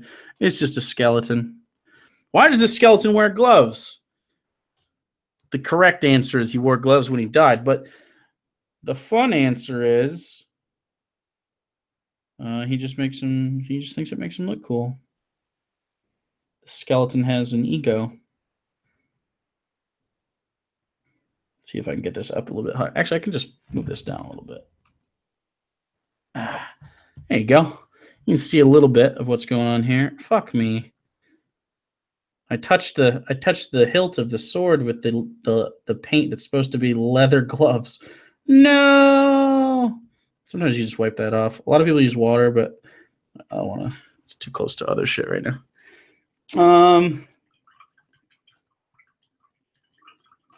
Head to looking for game. Or make their wives play. That's true. That's one of the reasons I invited Hugo's girlfriend. First, I assumed she would enjoy it. But the two of them, you know, they appreciate their time at home. And so to get her out, or him out, I needed to invite her, I assumed. Not at first. I assumed, like, he can leave whenever he wants. But a weekly thing, I think over time, you manage to annoy the significant other of the person you invite all the time if you don't invite the significant other. So she seems to be having a lot of fun with it, though, so that's good. Her character is really enjoyable. Does a lot of crazy shit. Always very interesting. She needs a little work on her dice rolls and stuff, but in her defense, she's never played anything like this, and I think she's doing a fine job so far. She's the one that came up with the jumping off the shield and doing the crazy shit. So, like, she's got the creativity there. She just isn't used to taking a dice roll, a d20, and if you don't know, you say you want to hit with a long sword or a dagger. Say a dagger, because I know the stats on a dagger. Say it's a dagger. It takes and you're proficient in using a dagger, so you get to add. You have a little bonus on your character sheet that's called a proficiency bonus. So anything you're good at gets extra points towards it. Think of it as like a tag skill in Fallout. Although not Fallout 4, Fallout 3, or New Vegas. The tag skill gets a little bit extra skill points. You're a little bit better at it. And also it uses your dexterity because it's a dagger. Actually, I think it's a finesse weapon. I think you can use both. But for this, because she's a rogue, she's using dexterity. So that's a +3 given what her stats are. Not all the time, just whatever your stat is in that. So her modifier for her dex is 3. So you take 3 plus the 2 for the proficiency, so it's a +5 to hit. So you roll a d20, and then you add 5 to decide how effectively you can hit a thing, or how good you are at hitting it, not how strong you are at hitting it necessarily. She's not good at doing that. And then, oh, did my camera go out? Oh no, now my camera's back. Okay, I think we're okay. I don't know why that happened, but let me. Oh God. Oh no. What is going on here? Okay. Device settings. All righty. All right, we're just gonna be washed out in blue from now on. I don't know why that happened. Maybe if I open this again. Sorry, I don't know. You guys should still be able to see me. Yeah, you can see me. Okay. I have no idea why this program. Okay, that's a little bit better. Here, we'll fix it. There we go. Fixed. Better. What was I talking about? Oh, she's not very good at adding that modifier to the d20 rolls. And then there's take a different die for damage, which is a d4, which is dice with 4 sides on it. And that has a separate modifier, which is the dex without the proficiency. So it's a +3. So she has a little bit of trouble with that. But she's getting better at it, and she's very creative. And so I think she's doing a good job. And I hope she keeps working at it because she's a fun player to have in a group. Okay. Blue Jake, suddenly I feel sad. Yeah, it was a weird blue. Suddenly I want to watch Jake try to figure out Thaco. No, fuck that. That was, you count up, right? I don't want to use that old shit. I think AC is way better. Armor class is a much better way because everyone counts up in every video game. So you're used to, this kind of. It's a standard set. Like D&D for a gamer isn't that far of a stretch. If you play any RPG whatsoever, you should be into it. Dusty Jans, Jake, I know you don't know me. I know that I'm just one fan of many. But know this, my dreamy-eyed hero. If you acknowledge my comment in this stream, the jizz explosion will destroy my house. And I don't want that. I'm sorry, Dusty. That's just the way it is. You are not homeless. But that's okay, because you have jizzed. Hey, can you give me that wash? I ask my girlfriend in the other room. Is she gonna bring it? Is she gonna bring it? It should be on the table.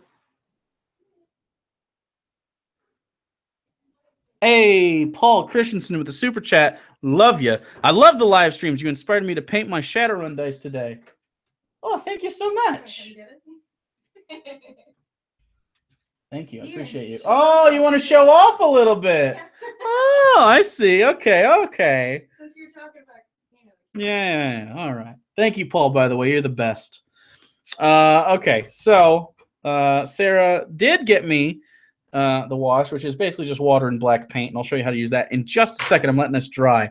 But while we do that, I guess I could show you again without very good zooms and stuff. What's that? Oh, I have water.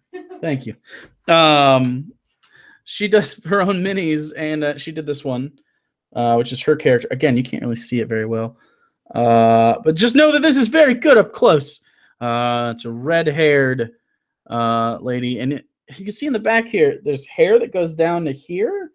There's a hole in that, and it's drilled in, and there's a magnet in there, and she has these wings, and it snaps right to it. And so she fell off. Imagine as a player, you see her fall off this cliff out of sight, and then she comes back up wearing these gold-ass angel wings. It was a really cool moment. So she did this. She custom made that. Shadowrun, by the way, is another RPG. If you guys are unaware, it's different than D&D though. But I'm glad that you painted your dice. Oh, this is really cool. I forgot how cool this was. This is a beholder. You see that a little bit better. And she custom painted this. She made that eyeball, of course. There's no directions for this eyeball, but let me see how good that is. But should this, and on the ground again, you're not going to be able to see this very well. I'm sorry. There's like a sword down here. She painted the sword. Each of the eye stalks have eyes. Around the body has eyes. Those little yellow dots are eyeballs. This is very well done. And she did a highlight dry brush. So deep into it is it's more deep purple, and then the outside it's more of a lighter purple. I don't know if you can tell very well. That's not just the lighting. That's actually painted on there.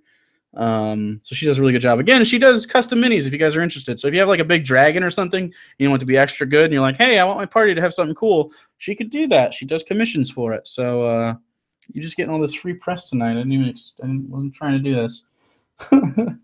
But anyway, so here is our skeleton warrior. He's I got a little, well, fuck it. I got a little metallic on the wood of the shield, but I don't care. I'll go over that later. So he's a skeleton. He's got some stuff. I'm going to take a before picture and tweet it again, because this fucking camera is just no good. No bueno. No bueno. And then we're going to get a little bit better picture this time. I promise. I don't promise. I promise nothing.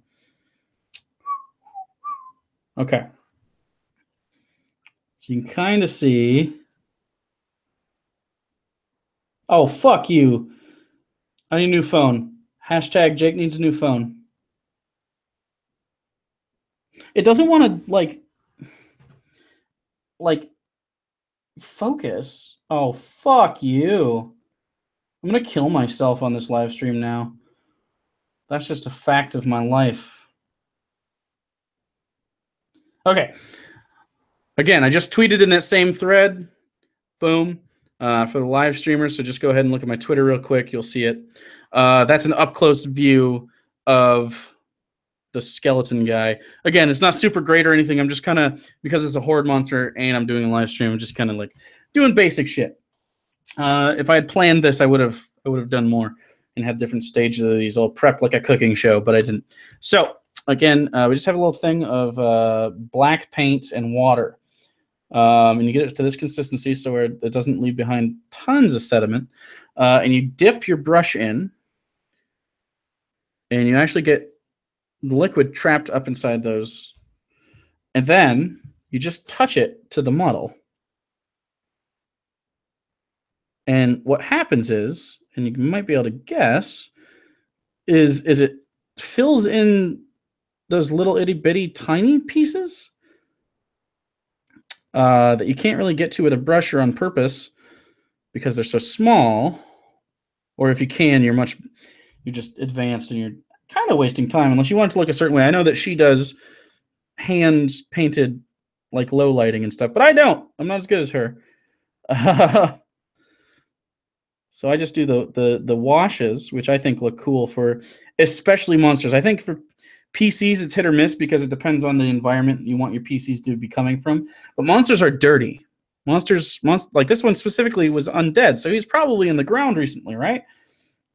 And so he's covered in like dirt and guck and just, overall dark bullshit. And so you just kind of tap your brush onto these. So you can see right now it's a little dark and gross. You can tell very well. But when you're done with that, wipe your brush off. I usually like to wash it too and then wipe it off again and just get it nice and dry. Just keep wiping it. And then tap it again on places you don't want too much of it, and it'll suck back up into the brush. So you don't have this wetness all around. And I will show you the before and after. This goes from like, oh, that guy painted a mini to holy shit, he painted a mini. It makes you look way better at mini painting than you actually are, which is why I love it. It's a really easy trick. Again, Sarah showed me this, so you know, she's just better than me. So let me do a little bit more right here next to the pants, because it needs a little bit more character there. All right. Cool. All right, so it looks good as shit, actually, right away. So usually you let this dry for a while. It will look a little bit different after it's dry, but not a lot. Because what happens is the water will evaporate, and it'll leave behind this black pigment in the spaces down in there, so you don't have to hand... Sorry. You don't have to hand shade each rib. I just did it like this. So here's the after. Real quick, let me take another picture. Let's try and get it mostly the same as the last time. Nope, that's not good. We didn't do a good job this time. Ah! Trying to take pictures of shit. Okay, and I'm bending out of the way so that it gets really good lighting. Come on, phone.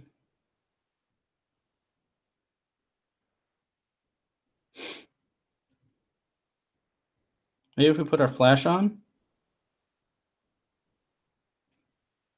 Nope. Not with the flash on either. This is the saddest. This is watch Jake try to figure out his phone's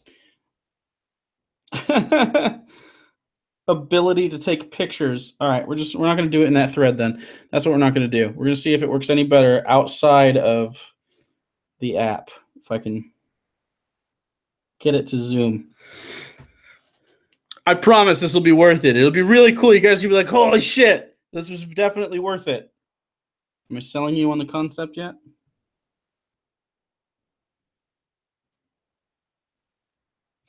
Okay, I don't know why. Okay, flash off. Fuck you.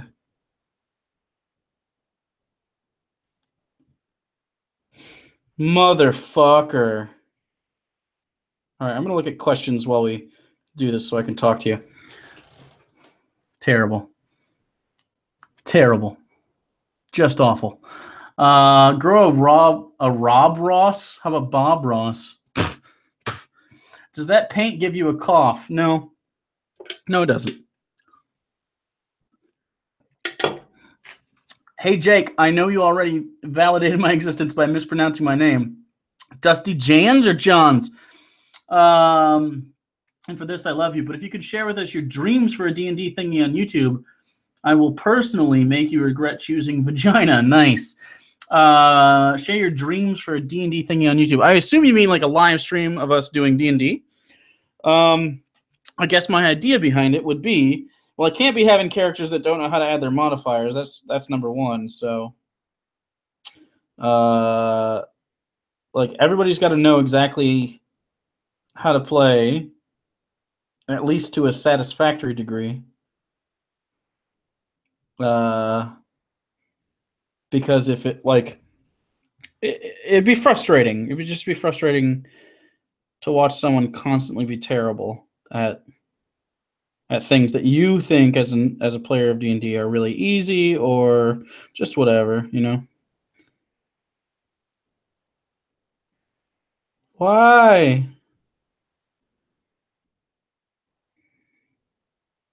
Why the fuck? Okay, let's see if this helps. Huh? Huh? No.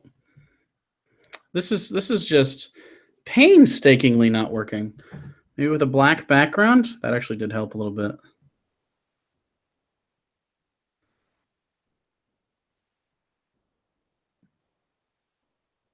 Hey, I think I got a picture. We did it. We did it, fam. Did we do it? Fucking close enough. You can see the difference immediately. It's not gonna be. It's not gonna be like high definition. Again, this phone is just garbage. I need to buy a new one.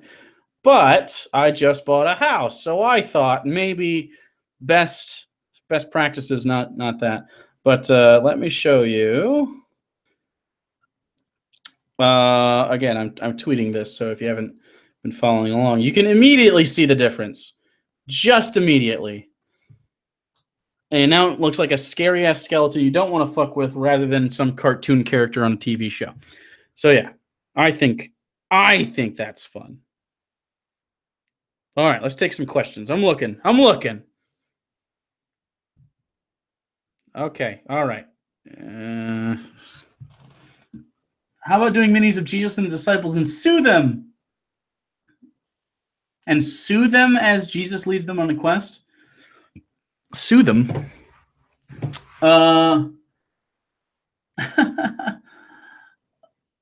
Is the Mind Flayer character from the Stranger Things D&D book easy to find? Yeah, they actually, because it's the 80s, they're using old school D&D, but I mean, I could give you a link. You could easily just type in Mind Flayer. Yes, it's super easy. Did you ever watch the D&D cartoon? It doesn't look like it does in Stranger Things, if that's what you're thinking. It looks like a Cthulhu sort of dude.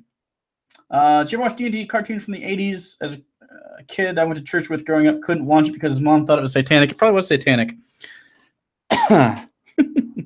Actually, D&D isn't. If you guys haven't played it, it has nothing. The religions are made up, so I don't know why anyone would ever think that. You never want to find a Mind Flayer in game. No, you don't. They're bad news. I haven't ever fought one personally. I'd be happy with an hours-long live stream of D&D gameplay and a sort of Critical Role type thing. I personally don't mind if they're newbies, but others may advocate. Well, the thing is, I have to describe to them at this point like actions and stuff. It would be interesting to teach a group of people that have never played D&D alongside a group of people that have never played D&D, if that makes sense. Like you view it as a newbie and they are also new. But we're into the campaign a little bit, if you will. I would personally rather have Hugo and I be, know what we're doing, and he's pretty good at knowing what to do, but he's still, of course, he's new. I think by the time they're all level about 8, based on this rate, I think they'll all be right where they need to be. Sarah's, of course, the most experienced, so she is usually right on top of everything, but and she's DM'd as well. And I don't, like, there's so many rules in the DM's guide that you gotta like reference it a lot, so although I have a bunch of shit printed out in front of me, I'm usually pretty good about the rules. I have a couple different rules, like my short rest is a little bit different as far as like what realistically I think would work, but it's not that far off. But I don't know, it's it'd be interesting, so it's something we're keeping in mind. Introduced a lot of people to the hobby over the past couple of years. Yeah, it's a great, it's just a cool ass thing. Like if you are a gamer, there's no itch, or there's no scratch that can be itched by a video game the way it gets scratched with D&D if it's played well. Like if it's run well, if it's played with fun people, you just can't get that experience anywhere else. And so that's why it's so disappointing if you have a player that doesn't make it, or if you hear these people trying to start groups and stuff and people don't show up and you're like, fuck. Because not only does the DM put a lot of work into it, but it's something you look forward to every week or every 2 weeks, however often you play. And when it doesn't happen, it's like, fuck, now I have to wait, because you literally can't get it anywhere else. There's no, like, and I mean D&D as far as a tabletop RPG, so you could get it in like Pathfinder or I don't know, any other sort of like Shadowrun has stuff. Warhammer, if you are only interested in the war aspect, that would satisfy you. But a tabletop RPG as deep as D&D 5th edition is hard to. Like I played Pillars of Eternity. That's a great RPG. It doesn't do it. Divinity doesn't do it, although that's a great one. Witcher 3 doesn't do it. It's just it's a unique. Once you play a good ass game of D&D, there's like nothing else that can really do it. Which I actually find to the credit of D&D, not to the detriment. As a Warhammer player, don't play Warhammer because it's expensive as fuck. Yeah, see. D&D in the world of Harold Penisman, fuck yes. Oh, God. I don't want to do the Harold Penisman voice that often.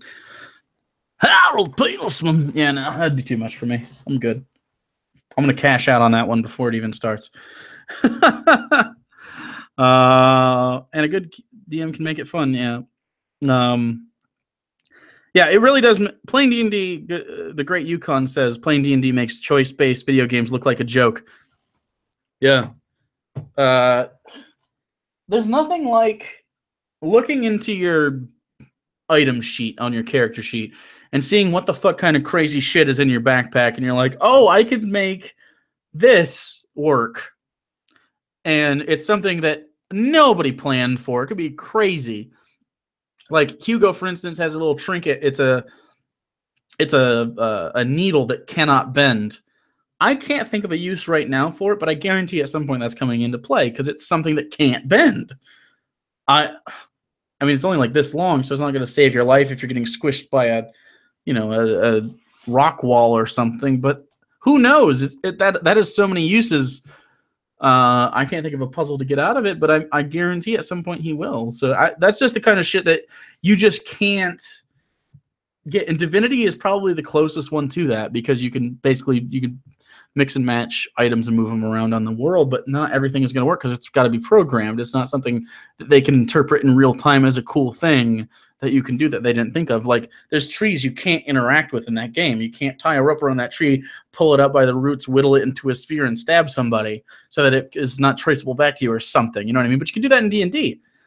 So, I don't know. One thing I've noticed in my 6 months of D&D is that a week or so after we played, it's like my brain has converted the entire session into a replayable movie in my head. That means you have a pretty good DM then, because they should be able to describe to you the events that happen, or you're just a really good player and your DM can be mediocre. But if you have really good players, again, the players around you will help. So, yeah, it's collaborative in a way that I don't think you can get anywhere else. And like they two of the players, Hugo and Sarah, have running diaries of the game, and all of them keep notes as we go. But Hugo has an actual leather diary that he writes in character, and so everything's real. It's just it's a unique experience, and I really enjoy it. Anyone interested in the sessions? I draw some really silly recaps after the fact. She does. So again, follow at Legend of Phoenix without the second E in Legend on Twitter, and there's art from our sessions every week pretty much. Yeah. Make Penis in and Treat like 6 episodes in. If we did play D&D on a stream, it'd be in the current world I have because I want to build it out, but it'd be in a separate part from where these guys played, and it'd take place either at the same time or in a similar time, like on the same spectrum. Like maybe a couple. It ends a year before these players do, like a prequel. That's probably what I would do. So by watching stuff, they could learn some stuff, but it wouldn't be world-breaking stuff that, you know what I'm saying? Like, it'd be stuff that was in their history, so they already kind of know it. So it would never be, I don't know. I think that's how I would do it. I wouldn't do it post because I have no idea what these guys are going to do. They could blow the world up at some point. I have no idea what's going to happen. Especially if we get to level 20, they're basically gods at that point. I don't know what they're going to do with their powers. So it would be, the world it's called Kador, if you're interested. It's a standard fantasy world, although it's had 800 years of peace. So it's not as wildlandsy as, like, say, Lord of the Rings, where in between settlements it's like a total fucking crapshoot if you're gonna make it, or like most D&D where there's bandits just fucking everywhere. There are bandits, and there are monsters and shit, but you got to get further away from the cultural hub, and there's not like dragons just running around. Like, dragons have a kingdom, and there's dragons that thrive without having to run around and burn villages to the ground because there's brokered peace. And I don't know. It's a cool world, and they like playing in it, and I like delivering it to them. And we will see what happens. I don't know if they're going to change the world or not, but I'd like them to have the opportunity to do so. So we'll see what happens. It's a good time. Kador, actually. I don't think I've ever actually spelled that. I've clearly thought about this. Yeah, I actually have. I'll answer the ratio of role-playing to combat as well in a second. The the world itself, I just took a lot of notes on, and I kind of wrote down. I have a full calendar with events on it that are just going to happen regardless of player intervention, or, well, not regardless of intervention, but regardless of if they don't intervene, it happens. How about that? No matter what. So I don't know. It's just, it is a living world, and in my head, it's got a lot of facets. I have all the gods. I know what happened in the history of a lot of these places. I have all the major cities written down in short synopsises about all of them. I wing a lot of stuff. Like, I don't always have every shopkeeper's name or every item that's available or every, I don't know, everything. But I have enough of a baseline to start making it up. And I take notes of myself if I make something up and didn't mean to. As far as the ratio of role-playing to combat, so far we've had, is it 4 sessions? The first episode, I guess, the first session, much more heavy into role-playing than combat. They had 1 combat in that.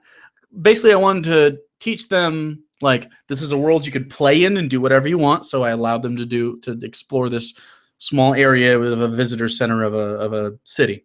You can tell because of the fact that it has a visitor center. It's medieval in the sense that it's D&D medieval, but it's 800 years of peace. So they've gotten to the point where they can, like, have tourism. That's a weird concept in D&D actually, but it actually does have tourism, and they actually were taking a tour.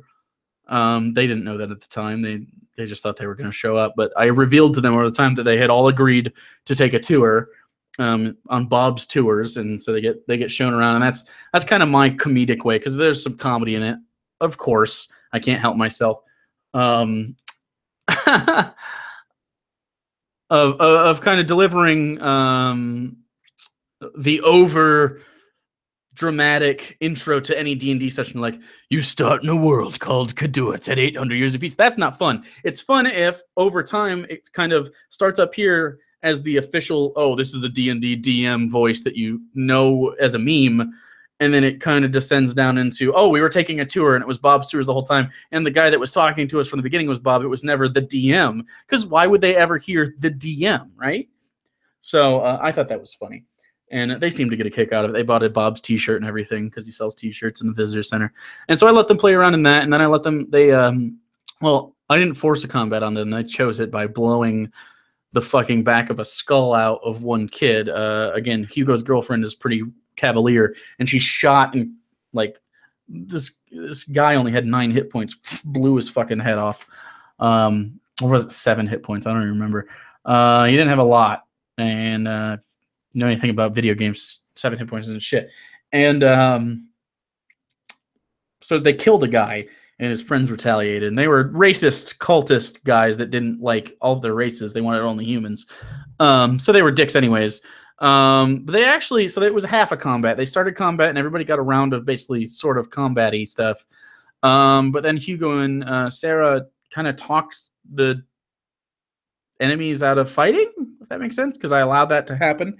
And they made convincing arguments, and they rolled charisma really high, and they did a good job.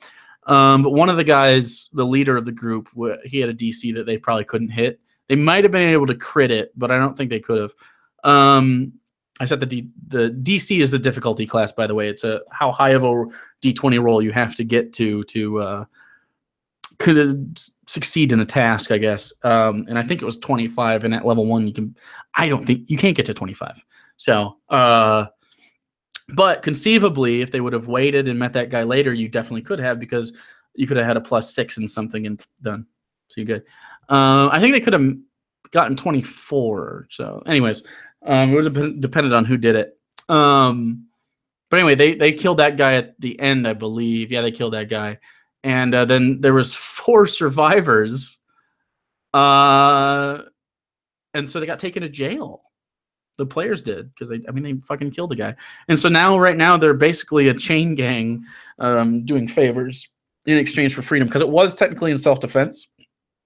So they're not getting like really bad punishment, but I didn't make the guards kill them or anything. It's not the kind of society they were in.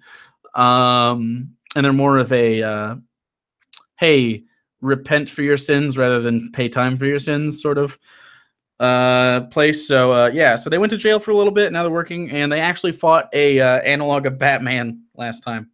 But the as far as the actual answer to the question, the ratio of role playing to combat, I like to change it up. So that one had little. The second one had about the same amount, though they had an actual like small dungeon. It's like a spider cave, so there wasn't like booby traps and shit. Really, there was webs that they walked into. That was really fun. And spiders are creepy, and no one likes spiders really. So they also fought an Ettercap, which was they were level 2 at that point. I made it a little bit easier. I lowered its hit points. But not much. It says it's a level 3 enemy, but I just put it at level 2. And then, yeah, it's been 4. They did a heist at a potion shop and fought a alchemist, which he had some spells, but he mostly used potions and stuff to attack, which was fun. And Hugo almost died there. He got set on fire pretty bad, and they had to save a person. So it was kind of a timed thing as well. There's a person on a table, and there's like a big syringe coming down to stab them in the chest to suck their blood out. And they had to save this person. It was a character they had met before. And then last time they oh, actually, that was the 5th one, because the 4th one they went to a dungeon, but instead of going down into the ground, I had them go up in that tower, and that's when they fought the bugbear that knocked her off the top. And it was all goblins and shit, and that was fun. They had to save another couple more people from they were escorting a supply wagon convoy. This last one, they had to take that supply convoy to the bank in a town called Tin Top. Basically sort of like a Gotham sort of setting. Many islands connected. I think it's an official Wizards map, actually. I just reappropriated it.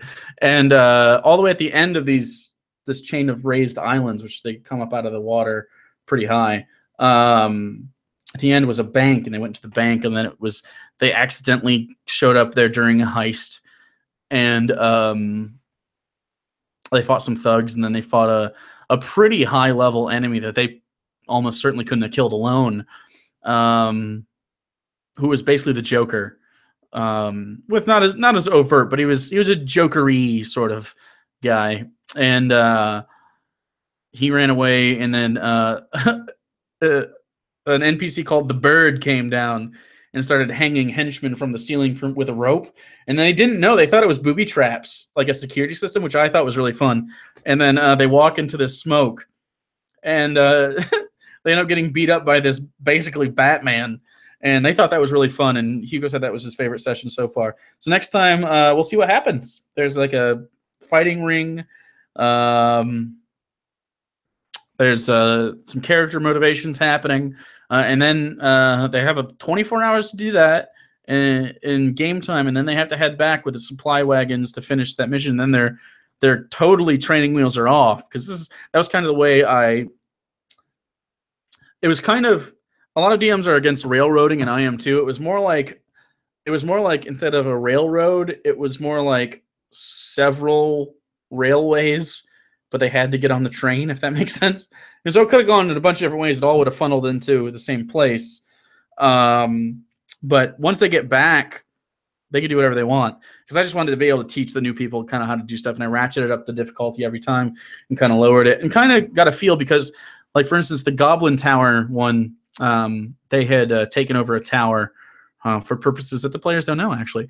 And they never investigated it and never got answers.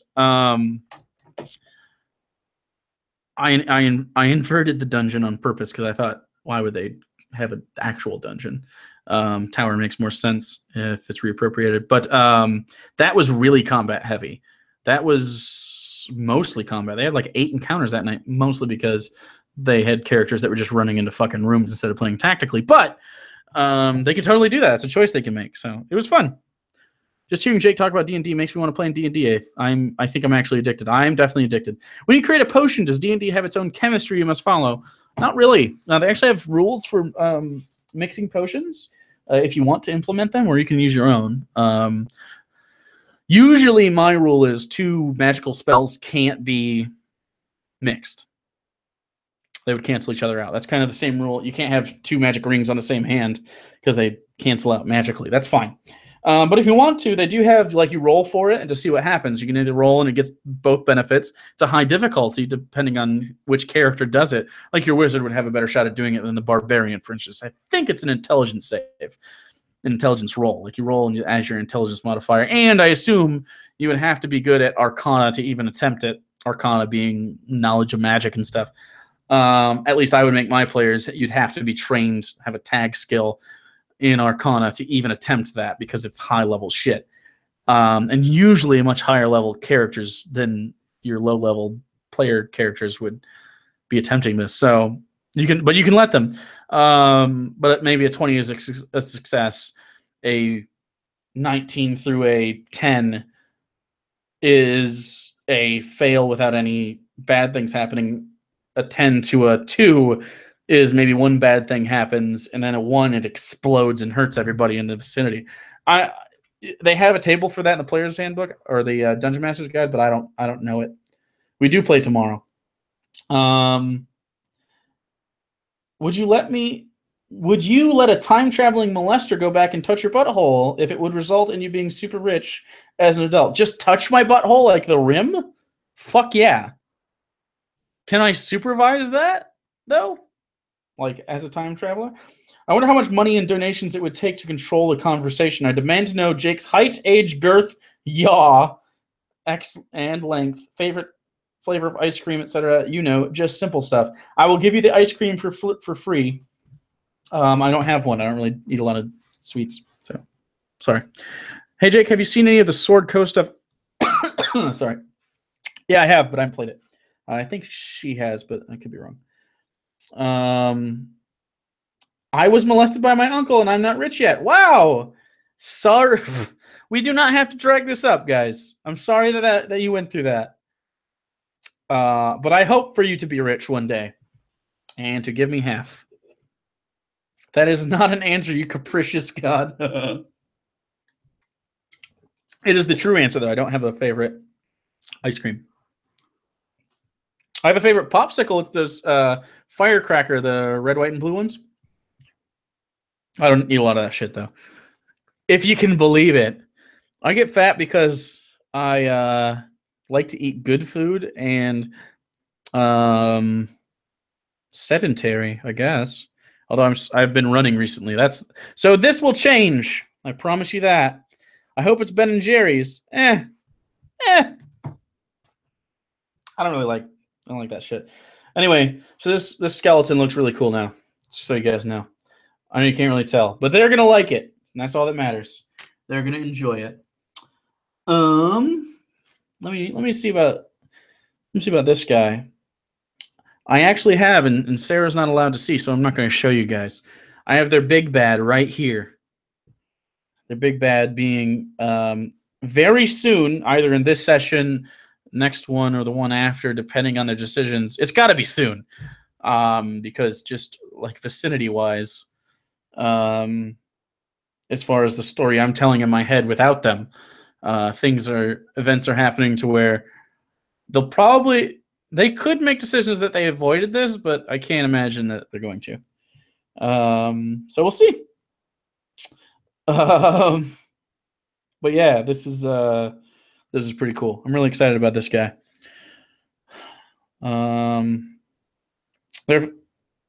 Has there been any clues to the existence of this bad guy yet? Have I laid any threads? I may have. I'll close my eyes, I promise. Yeah, okay. What is your opinion on sparkling water drinks like Schweppes? I'm about sparkling water. I'm about that life. I prefer the sweetened ones, though. I like diet drinks. Like, for instance, I've been drinking this because I want to stay up and actually get this done. It's low carb. It's got like 15 calories in it. Yeah, 25 per can. I don't like sugary drinks, but I don't know. I like water, but I don't like tea and coffee and shit like that. So I get my caffeine from energy drinks. So, but the sparkling water, American Clear, that's the one I was going to bring up, is really, really good. It's possible to create the Teenage Mutant Ninja Turtles in D&D. There's a race called the Turtles, and they are humanoid turtles. Also, you could just make that up. Honestly, you could just make up turtle people. That's fine. Literally anything you can think of, make it up. Just do it. And if it works, it works. And if it doesn't, it doesn't. And you learned. Do you like any diet sodas? I do. I like a lot of diet sodas. I was raised in a diet soda family. I did go through a phase after I was on my own that I only wanted my own real sodas. But as I get older, I just can't physically drink that sugary of a thing. It grosses me out. I don't know how people do it. I know a lot of people that like them. Not my bag, man. Ooh, that might look cool. Let's see if that looks cool. Ugh. Really? Oh, this isn't even open yet. Brand new paint. Lucky me. Lucky me. We're going to see how pink inside black looks. See if it... Because I was going to do purple and black to see if that looked cool. But pink and black might end up being more interesting. Is this just straight up open? Yeah, it is. Ooh, this is kind of separated. I have to shake this. Paint, you don't use it. Get gross. Okay. More questions. Deities D&D Battle of the Gods. You could do that. If you want to, you could make a very short campaign where all of your players get to be gods of whatever, and you can roll up some level 20 characters and have them duke it out with other really high level things. That'd be fun. It's just you'd have to do it with experienced characters or experienced players, I mean, because like there's like that high a level, you have like a million options when it comes to like attacks and equipment, and yeah, so I personally prefer, the rags to riches sort of level, starting at level 1 and working your way up as a player character. But I would, if it was just like a knight and you had some experienced players, I don't think there's anything wrong with, giving them a bunch of gods to dick around with. I think that'd be fun as shit. Wow, that was way too much black. Okay, so we're going to do this. Couple scoops of black. Black is really overpowering if you guys are painting models yourself. It's really, really overpowering. So add it sparingly. I only added 2 drops, but pink is such a dainty ass color that it didn't even do it. Oh yeah, that makes a nice purpley color. And I think I'm going to do a thing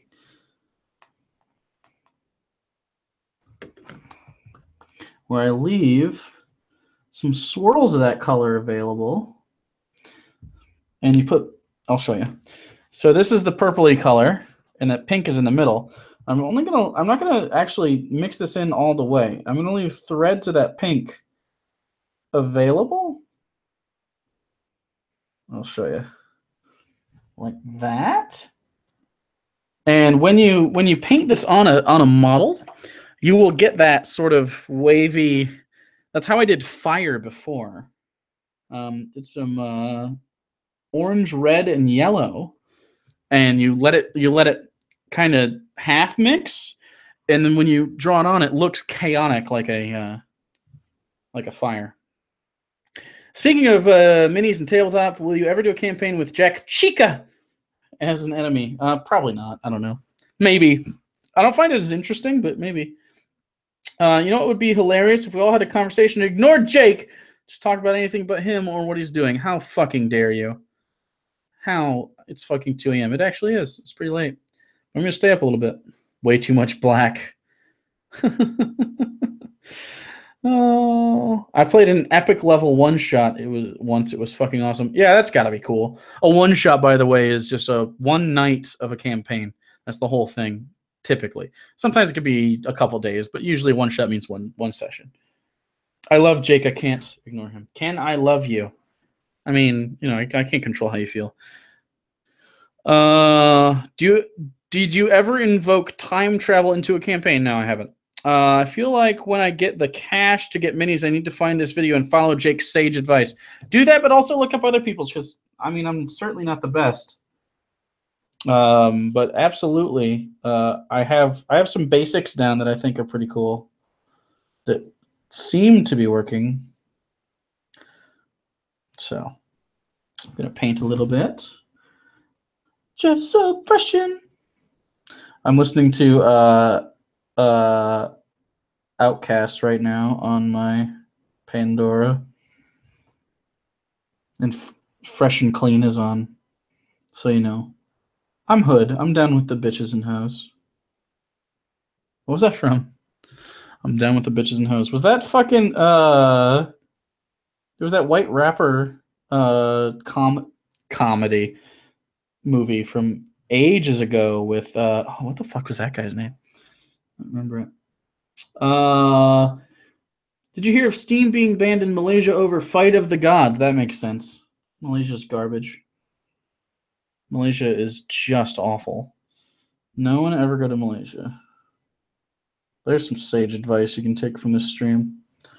Jake says don't go to Malaysia for any reason. The fuck was that? What was that movie called? What time is it over in Michigan? It's 2:40 a.m. right now. Would you ever do a meetup in Wisconsin? We may be in Wisconsin for MythCon next year. We did get asked. And before you talk about it, yes, I know that of the shit that went on, but you know, I'm not part of that. I wasn't there this year. So we will see. That could be a lot of fun. If we do officially agree, I will let you guys know. Because that would be a good time. I love going to conventions, by the way. We haven't been to enough of them. Nuke Malaysia. Ever hear Modest Mouse? Of course I've heard Modest Mouse. Of course I have heard of them and listened to them, and they are on this exact Pandora station. I listen to a lot of weird shit, guys. Don't let my rugged good looks and chiseled physique fool you. Underneath all of this perfection is a nerd. Did anyone buy that? That's the real question. I wish I could show this to you. It's cool. What happened at MythCon? Oh, I don't want to talk about that. Camp Roofed for the win. If you guys are fans of any of our shows, whether it's TBR, TQR, or Unpop, if you go to the official Discord, which I don't have a link to right now, I'm doing other shit. We are doing a camping event next August, most likely, in which we have some events planned at a campground, and we encourage people to spend the night, hang out with us, enjoy some shared foods and beverages, attend hopefully a comedy show, definitely a live tract reading, and some other really cool stuff. We'll be selling tickets for that probably to cover costs. We wouldn't make a lot of money on it personally, but I think it'd be cool as shit to have sort of a convention of sorts. But I don't like the idea of renting out just like a hall. I think we can have a better time than that. I think we can mingle longer. We can spend a couple days together and actually, like, I don't know, not forge necessarily relationships, but the community we have, I think, is a pretty good one. And I think since we don't go to a ton of events and we're not as accessible in person as one may like, I don't know. I think that'd be cool as shit. I think you guys would be into that. Jake, have you ever seen anyone run Shadowrun with Magic successfully? I want to run it, but my friends say the Magic system is a nightmare. I can't imagine tabletops without wizards. It ain't right. You could run Shadowrun with D&D rules easily. I don't know why that's not an option. I've never watched a tabletop of Shadowrun. I only have the video games, which are pretty decent. They're kind of like it kind of plays like XCOM with Magic, honestly. So This is cool as fuck. I'm really happy with this color. I want to show you guys. I'm just going to show you the color real up close. See that? Nice and black. Nope, you can't see it. You don't get to see it. How much will that camping thing most likely cost? I don't know. We looked at a few different costs. Typically, the cheapest. They do have just campsites that you can just bring your own shit. But you have to consider travel because it would be in our area. But a lot of people on the Discord server, because they are actual friends that hang out in real life now, thanks to their, I don't know, availability with each other on the Discord. Like we have actually had real friendships happen, especially in the Kentucky, Texas, Oklahoma, Alabama, that sort of southern area. We have a lot of people that actually hang out. Shout out to the Coolie Squad on Discord. A lot of them are planning on driving up together. So we would probably have to set up a situation where we coordinate with people to try to get everybody at the same time to a campsite. We'd have to rent it out ahead of time. Shared cabins was definitely considered because the price goes down. I got it down to about $65, but that depends on who you're with and how you want to camp. So it could be pretty cheap, I think. I don't think it'd be that outrageous of a cost for most people. It'd be my hope is to get it about the same cost as the travel and ticket price for any other con. So, although you wouldn't have to pay for a hotel because you're already camping, and while we wouldn't provide food necessarily, I cook, so I might have hot dogs and stuff one day, or if you wanted, like if you bought a steak, I'll cook you a fucking steak. I'm not even kidding, by the way. I love to cook, so that'd be a lot of fun. Southern people love to randomly become buddies. Yeah, that's weird. Fuck you, I live on the West Coast and I'm too poor to travel that far. I can't have fun. No one else should. We have a few West Coast people that are going to be making the trip. Age for the camping thing? Any age where you can, like if you're super young, you got to get permission, but I personally will not give you things if you're not legal age to have them. So I'm not trying to go to jail because you want to drink and I can't give it to you. But if you are 21, I will have a beer with your ass so hard. Just letting you know. That'll be a good time, my dudes and dudettes.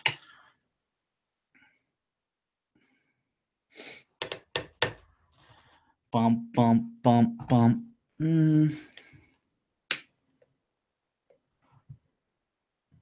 What do you think? Let's see if we can do that. And we're trying to mix colors over here in my head. Let's try that.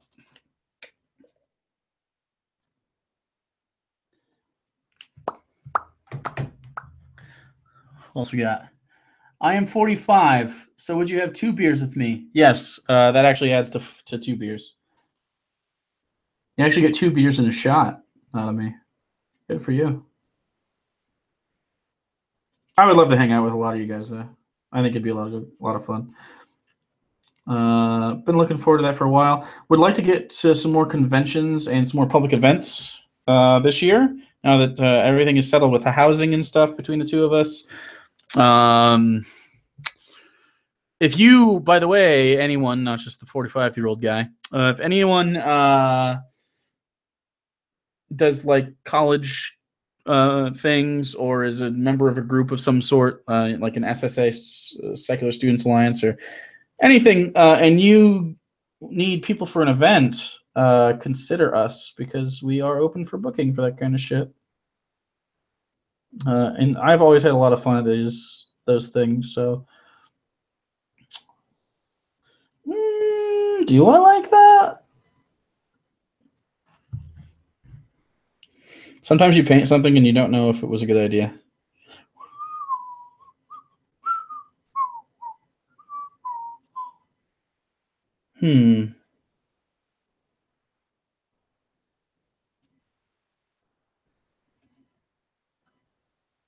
Tell you what, I'm going to do a different color. You know, I had fun. Got one of my nerd heroes to laugh at my dumb jokes. I called him a capricious god, and he laughed at me like the capricious god he is. But now I must slumber. I wish you well. Good night, Dusty. Have a good one, friend. I used to puffy paint on t-shirts. I don't know what that is. I have no idea what that even means. Is that a thing? Is that a thing I should know? This is a commonly known term, puffy paint. Am I just retarded? Is this one on me, guys?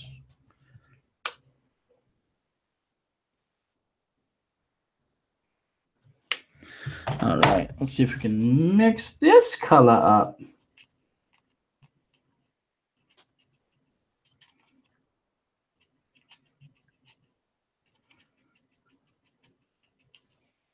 That should work. That should be way better. All right. Hugo and Jake Save the World tour. I'd be down, but we need enough venues to make that worth it monetarily speaking. We do actually do this for a job, so. I'm adding Have a Beer with You to my bucket list now, and I don't even like beer. I'm fine with that. I like beer. I don't drink a ton of it, but, you know, I do what I can.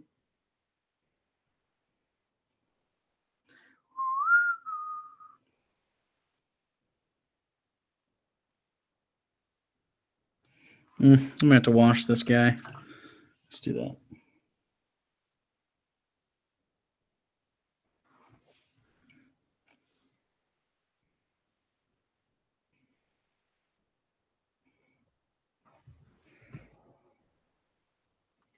All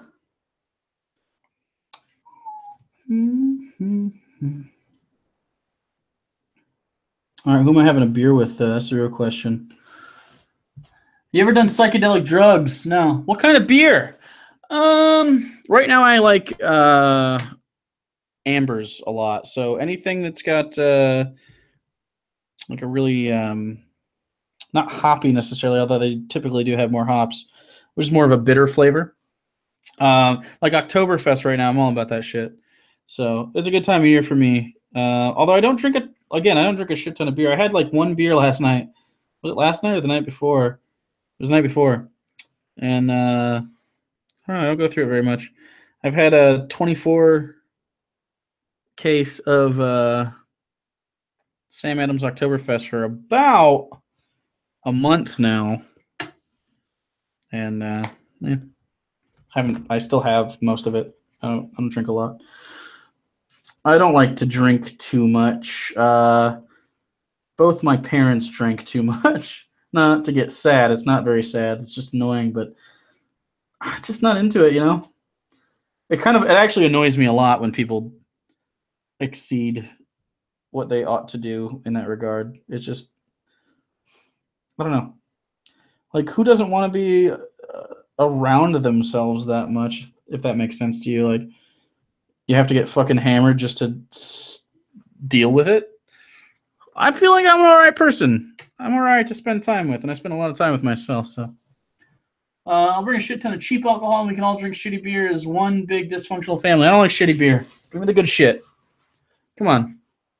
Come on. Traveling all the way, and you're going to give me a Bud Light? I don't think so. I don't think so, friend. That sounds terrible. Jake, I love listening to you talk about D&D stuff while working on my own D&D stuff. It gives me inspiration. D&D reference intended.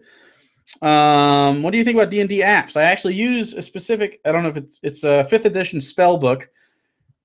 And you can, I don't know if you can, no, that's way too bright. You can't see it. But it's a spell book. Maybe you can see, well, you can see that it's buttons. Maybe if I turn down the brightness on this. That help? Yeah, you can see that now. And you can say you want to go to a spell book, all spells. And you want to find something. Say we want to find Big B's hand. You want to find Bigby's hand. So we go into all spells. It's called 5th edition spellbook. Type in Bigby. Bigby's hand pops up. Boop. Click it open. Gives you the full everything you need to know about it. Full everything. You can also put notes down if you want. Wow, this is a big ass spell. I didn't realize that it was that complex. But it's a 5th level spell. You can add it to your spell book by tapping on it, or you deselect it, add to the spell book down here, and then it'll be in your spell book. And you can just always, if you're a player, it's really handy. But it's also handy if you're a DM and you have many enemies that are magic casting or just one. You can add it to a thing and have all the spells on hand, so you always know the rules to all the things. So yeah, I like some D&D apps. Let me get this back open. Guinness, hard cider, and whiskey. I like whiskey.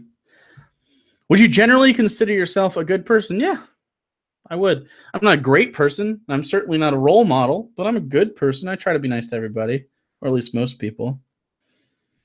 I think that's the best you could be, by the way, is someone that tries to be nice to people. I'm an alcoholic, but I love to drink 10 beers near you. I hope you're not an alcoholic. If you are, consider changing that. I also love talking about D&D. I would love to hear some of your favorite D&D moments if you are a player. Morning, Jake. I have just woken up here in sunny England and get to see your beautiful mug first thing. What a Sunday. Oh, yeah, it's like 9 a.m. over there, right? I'm a bad person, but at least I'm honest about it. No, you're a pretty good guy. I think you're a good person. I would never consider you a bad guy. Unless you're a raper. If you're a raper, you're probably a bad guy, and you've been hiding all your rape tendencies around us.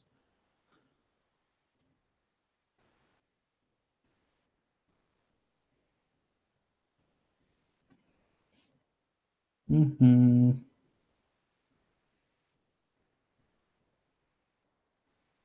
The Beatles just started playing on this playlist. What a good thing. Cool. That's actually looking all right. I might finish that tonight. What else we got for me? I only ever drink. I just cover the side of the screen Hugo normally appears on, and all the urges just float away. Nice. I thought these guys lived in Michigan. I do live in Michigan. I don't know. What are you talking about? Beer snob Jake. A little bit. I just don't like shitty beer, you know? Any unusual weapons used in a game?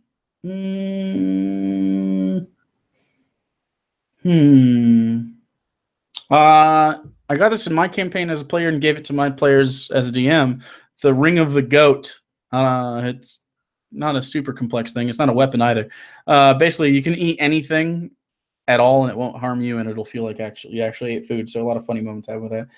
Best D&D moment I've had ever, the party Goliath enlarged and with a spider climb, picked up the rest of the party and ran down the side of a tower as it collapsed behind them. That does sound cool. My favorite moment is probably when my wizard, the wizard NPC we work with, the bugbear fighter, thief, and a bard all killed the enemy generals in one all-out attack. Perfect timing. Nice. 7 a.m. Oh, is it only 4 hours?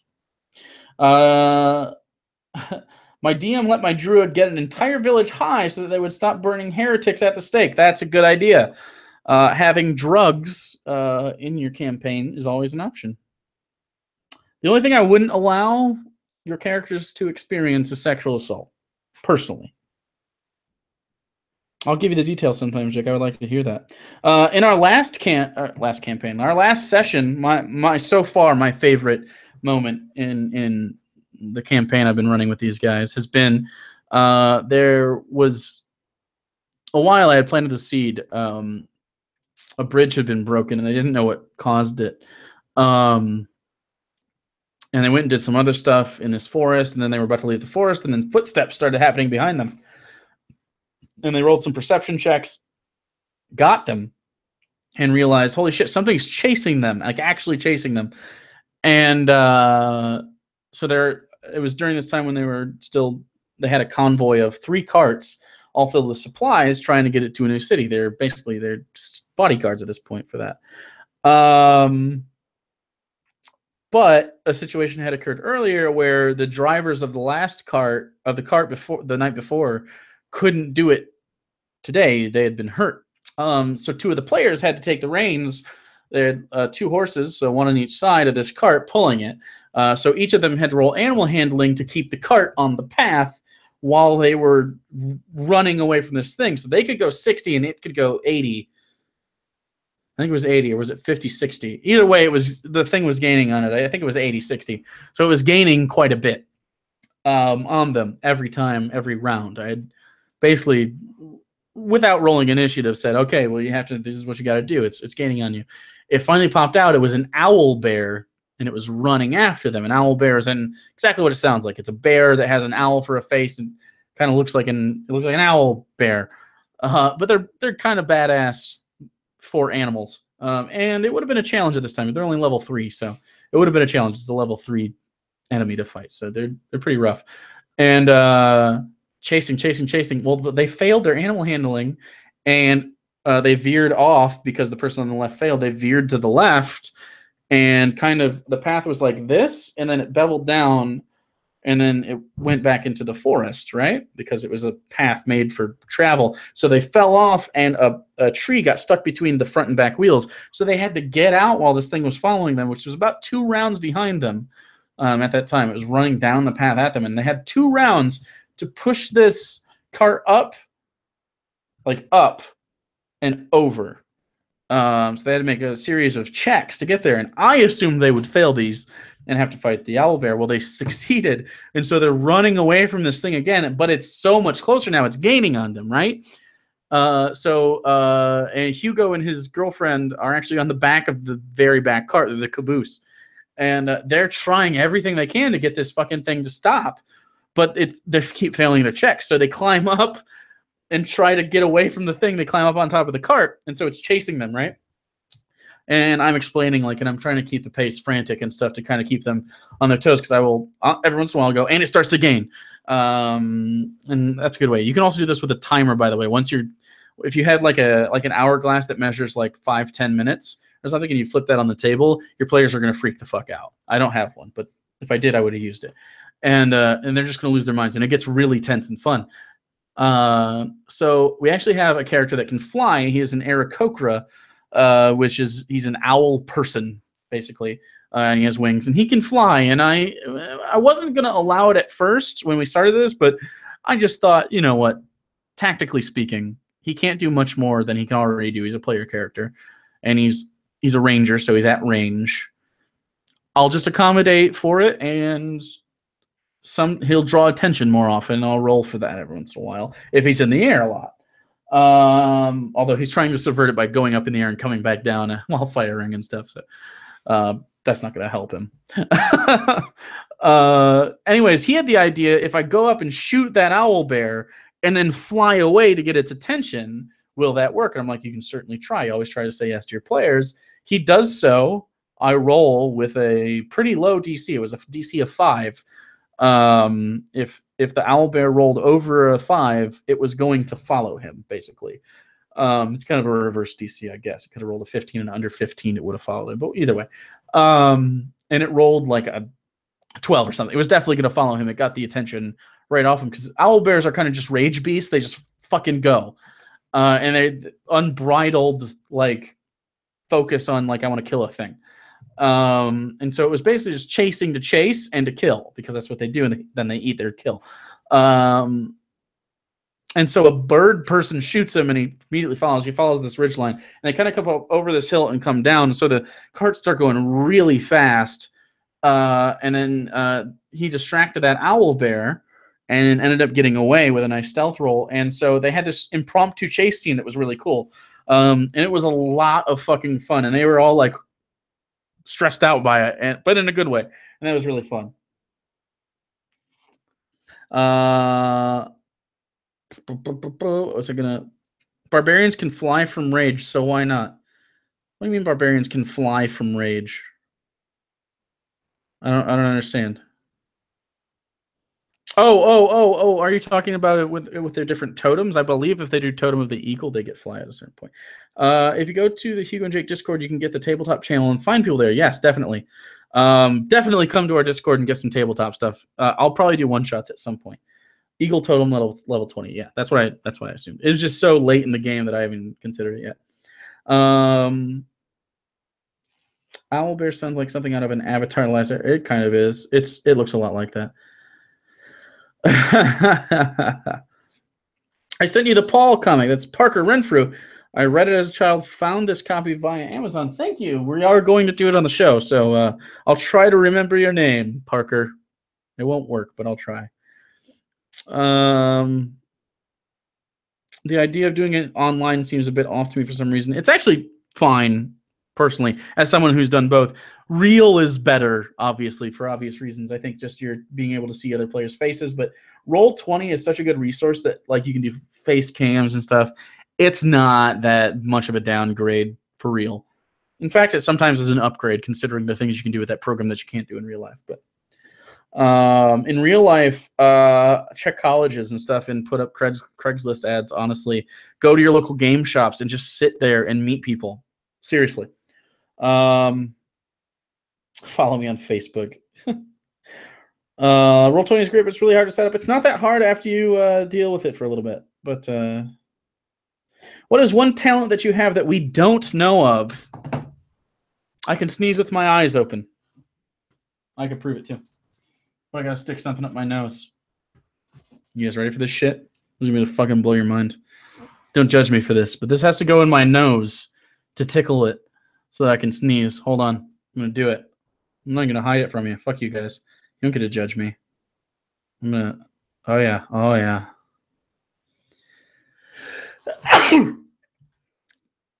Master of the impossible. That one I blinked a little bit, but yeah, I can sneeze with my eyes open. That's my talent. How marketable is that shit? I DJ for the sessions. Yeah, she does DJ for the sessions, so there's music and stuff that happens. Yeah, I'd almost rather play through text and Discord sometimes, but yeah, I told you. Kill the demon. Oh, my nose tickles. Okay, we're good. All right, it's fucking 3 a.m. I'm about to leave. Please don't do this. No. Hey, buddy. Yeah, I am up late. Can you lick your elbow? No, I can't. My upper arms are normal length, so no. What happened when you put the pen in your butt? It felt good, and I came. It's just the truth, my dude. Why did you do this so early? I didn't. I did it late. I'm never going. What do you think? I went to bed and woke up. Come on. Come on. Playing tomorrow.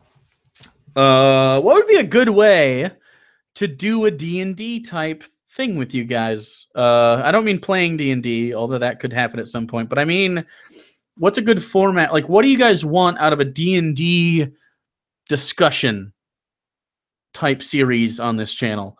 Would you want DM tips? Because I have not been a DM for a long time, but I can tell you as a first-time DM, stuff I learned, that might be fun. I love him despite his strange mutant powers. Thank you. Love you too. You know you can eject your eyeball doing that. That's a fucking myth. What is the stupidest death you've seen in a campaign?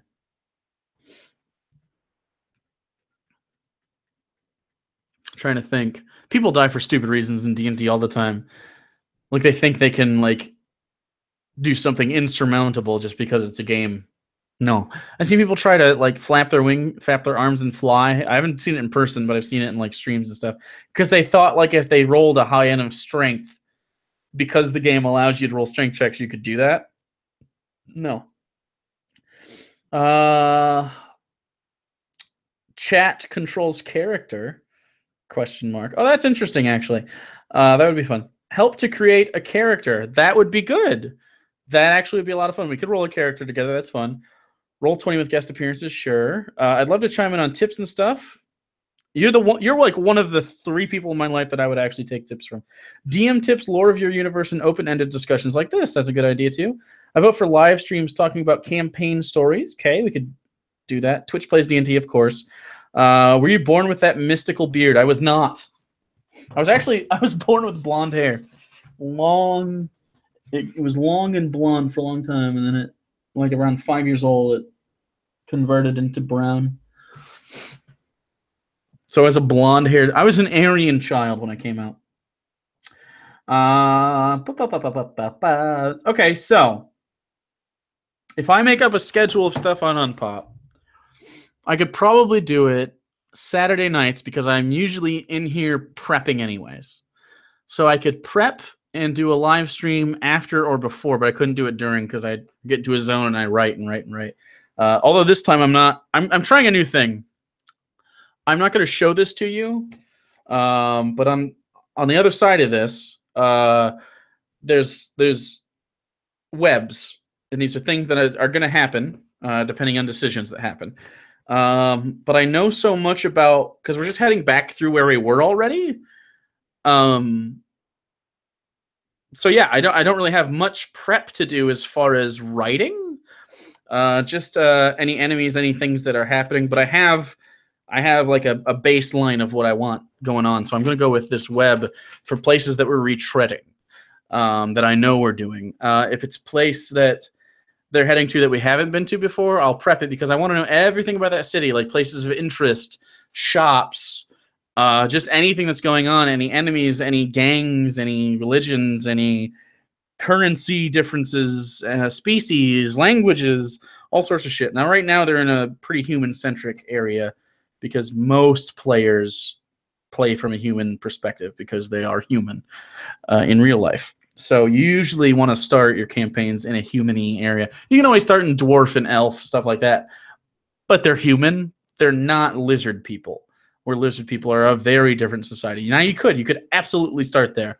But I find if the players, especially if they're new, if they can relate, it's easier for them to suspend disbelief, and then you can take them to the lizard place, and then you can have a really cool role-playing opportunity with lizards and stuff. Also, in Volo's guide, there are lizard folk player character ideas. So,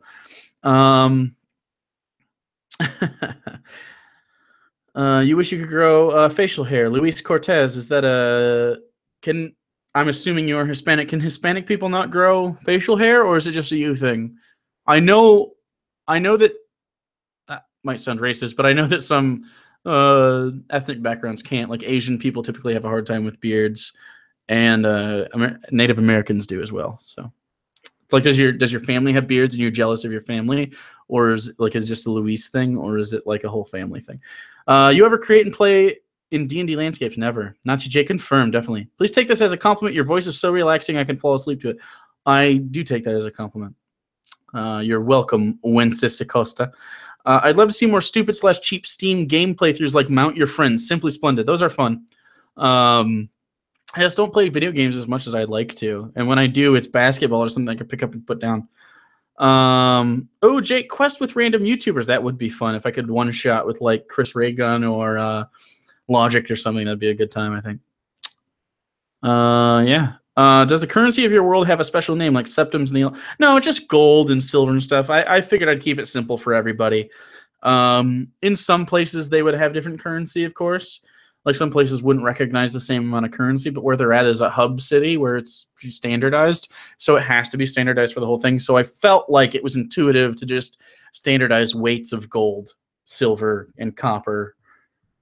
It made intuitive sense. So I didn't choose to change it. Have you played Stick of Truth? No, I haven't played it yet. I played the first one. Not this one.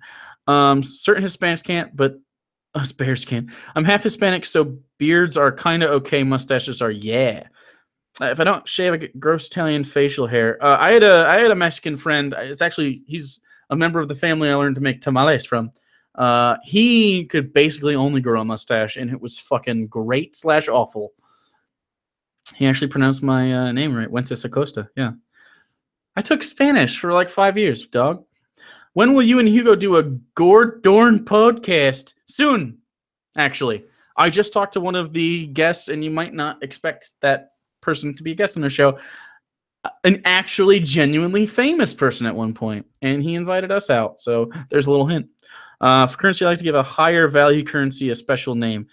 Yeah, I mean, like I didn't use Electrum, for instance, and they even encountered platinum, which is the typical. In some places in the world, they already in my head have different names for stuff. So I'm sure if they visit those places, they'll have to deal with that. You should seriously consider inviting other YouTubers to play. That would be super rad. I think it'd be fun too. One shots and stuff would be a really good time. Use that skill wisely. Tamales in the winter is fabulous. Tamales? I should do a whole stream about making tamales because I'm good at it. Every nation must need a special plan, of course. How about that Harmon Quest forum? It would be cool with you, Hugo, and your comedian fans or friends. Yeah. The only problem is just the budget necessary to do that kind of shit. Like we don't have nice set pieces. We don't have enough people that can animate like that. Like again, Sarah's an artist, but she's not an animator, so that'd be just too much. I think tamales are overrated. Brooker, fuck you. What? No. Will you please do a cooking show? I have done some cooking stuff in the past. I find it to be extremely burdensome as far as the work involved. But now that I have a cohort in the lady friend to film me, maybe I just don't want to edit it. If I could have someone else edit it, it'd be great. But I edit so much. I'm always sitting at this fucking computer. And I'll take any excuse not to have to do that anymore. So I don't know if that'd be the best thing for me. Like just mentally having to fucking edit all the time. I don't think I'm into that. I know I'm not into that.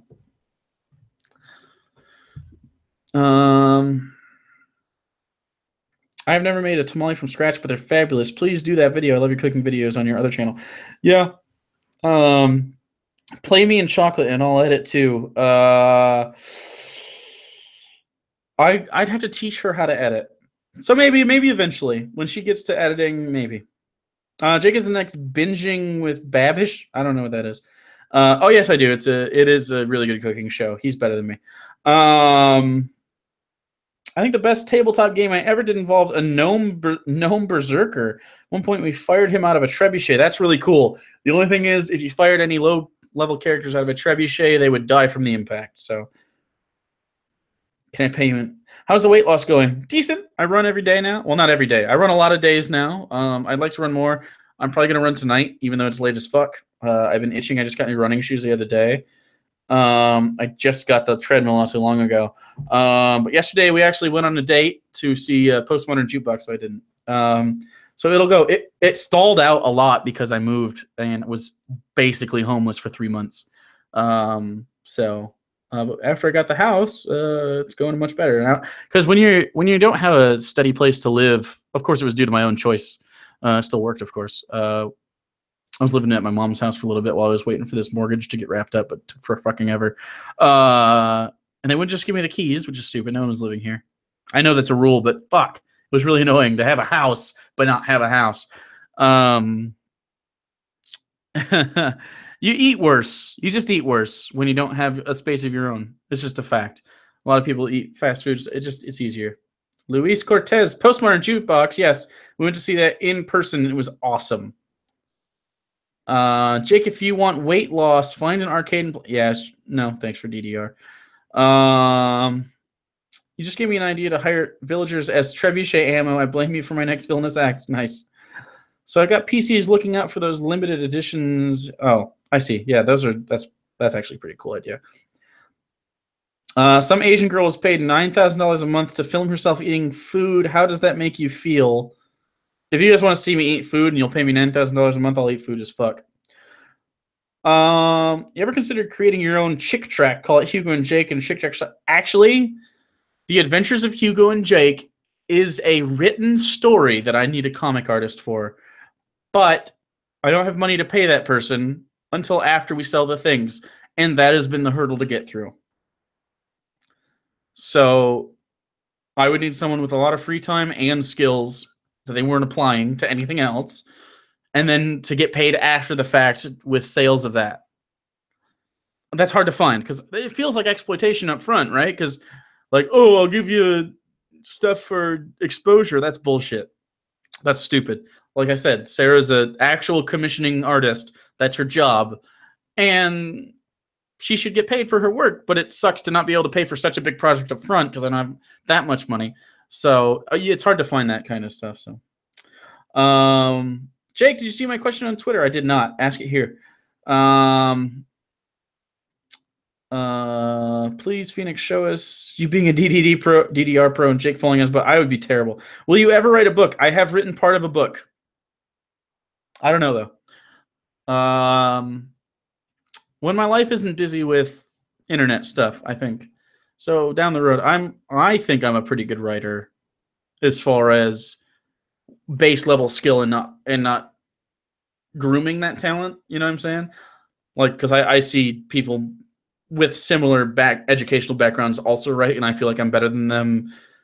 I just haven't put any effort into it. So just my starting point, I think, is better. I am certainly not a good writer in general, if that makes sense. I think my starting point is good, and I have a really I was going to be a teacher, so I have a pretty good grasp of the English language and how to use words and structure sentences and thoughts and stuff, and so that part is good. I am a one draft person. I don't write rough drafts, so and I was on the dean's list all the time for my creative writing and other writing. So yeah, I'm pretty good at it. It's not something. Actually, D&D has helped a lot. Because you try to be more descriptive because they have to see it in their heads, not just read it. So that has actually helped a lot. So maybe by the time I'm done with this campaign, I'll have more skills in that. Are you excited for The Last Jedi? Absolutely. I've never played a tabletop role-playing game, but I've always been curious. How would you recommend I try it out? What would I need to do and find a group? So I've answered this a couple times in this stream, but we'll just hit it head on with more detail. How to start role-playing a game. Buy the books. Buy the player's hand. There's also a starter's guide. So just get a couple friends that are also interested in it. At least 2 more, preferably 3 more. Get the starter set for D&D, which is enough. It comes with pre-rolled characters, so you can pick the characters. You don't have to actually do that hard, which is hard, actually. The first time you ever roll a character, it's confusing as balls. I had a lot of help, and I still fucked it up. I genuinely fucked up the numbers. Now it's easy as shit to me. And it literally only took like 2 times. But the first time it's tough. So it comes with characters. It comes with dice that you can play with. Everyone can share. It comes with a beginner's quest that you guys can kind of do together. And if you want to be a player and a DM, that's fine. Just try to make sure it's fair for everybody. Roll on the table, I think, is the best way to do it. And then just follow the directions. It comes with some mats that you can play with. And it comes with the basic rules. And it's not expensive. I know most of the books are $35. I think the starter set is cheaper. And I would try that. And it comes with minis as well to play with. Does it come with minis? Or maybe you have to buy those separate, but they're like $7. So that's cheap too. And just follow the directions and play. And then, particularly if you can get someone that's already played once and have them teach you, that's the best experience. But if you want to learn by yourself, do that and watch YouTube. Watch creators. Watch me in this kind of stream when I do it, because I am going to do some D&D stuff. I've decided you guys seem really interested in it, and you gave me a lot of good ideas. But also, Matt Colville is an excellent resource. There's, what is his name? WASD20 is a good resource, although he's not the most charismatic guy. Matt Mercer does a short DMing thing. Of course, Critical Role is just a fun show. If you want to spend a lot of time watching D&D, that's the way to do it. But I would learn the rules first. Just talking about it with people. It's go to your local game shop. There's probably a game shop near you. Just Google it. Say game shop near me and find one that says tabletop RPG and go there and talk to people. More likely than not, they're playing Warhammer or X-Wing right now, but or Magic the Gathering. But they will know about D&D almost certainly, and definitely the owner does. So go, definitely just put yourself out there and learn. Start a GoFund for that. I'm sure people will contribute. I assume you mean for the stage show. I agree, but I don't want to. Right, I have a hard time asking people for money. Believe it or not. I don't have a hard time asking you to like do super chat, which is of course the thing I would love, or to do Patreon because that's something I give you. I have a hard time asking for money for things I haven't given you. Does that make sense? It feels weird to me. Will you let Sarah take over the stream so we can learn about her? She's doing that commission, and of course she's watching this right now. We were actually going to do a live stream together, but she was working. We'll do a live stream together probably next week. $5 Mudcrab. As a longtime subscriber and former patron, may you get through the AdSense. Oh, AdSense. Oh, you just didn't spell it right. That's why. AdSense issue unscathed. Always look forward to your guys' videos. Thank you so much, Mudcrab. You the best. It's actually AdSense, like SENSE, like makes sense, which is weird. We're doing worse, but fine for now. Let me see. I missed somebody. Matthew Colville for the win if you want. Yeah, definitely. What was the title? What is the title of your book? If you feel like answering, I didn't actually title it yet. It was a comedy book, roughly based on the show, though. So, it wasn't anything that you haven't gotten already, really. Well, content-wise, the writing was different, and it was more focused. Like, we would focus on Noah's Ark for a while, and Hugo was going to help me on that, and I wrote a couple chapters of it, and he never got around to it, and then it fell by the wayside, and I moved twice since then, so, yeah. Jake, Bernice Panders. Okay. I was wondering if you can help out a struggling YouTuber by selling one of your old mics. Interesting question. That's not a bad question. These are like $100 brand new. I assume that means you don't have $100 to spend. Not done with these yet. Possibly will sell them. I was definitely going to sell one for like an auction for charity, I guess, if that makes sense. But I don't know. I would consider it definitely after we get our own better mics. We're upgrading soonish. I would if it didn't look like garbage right now. You don't look like garbage, Sarah.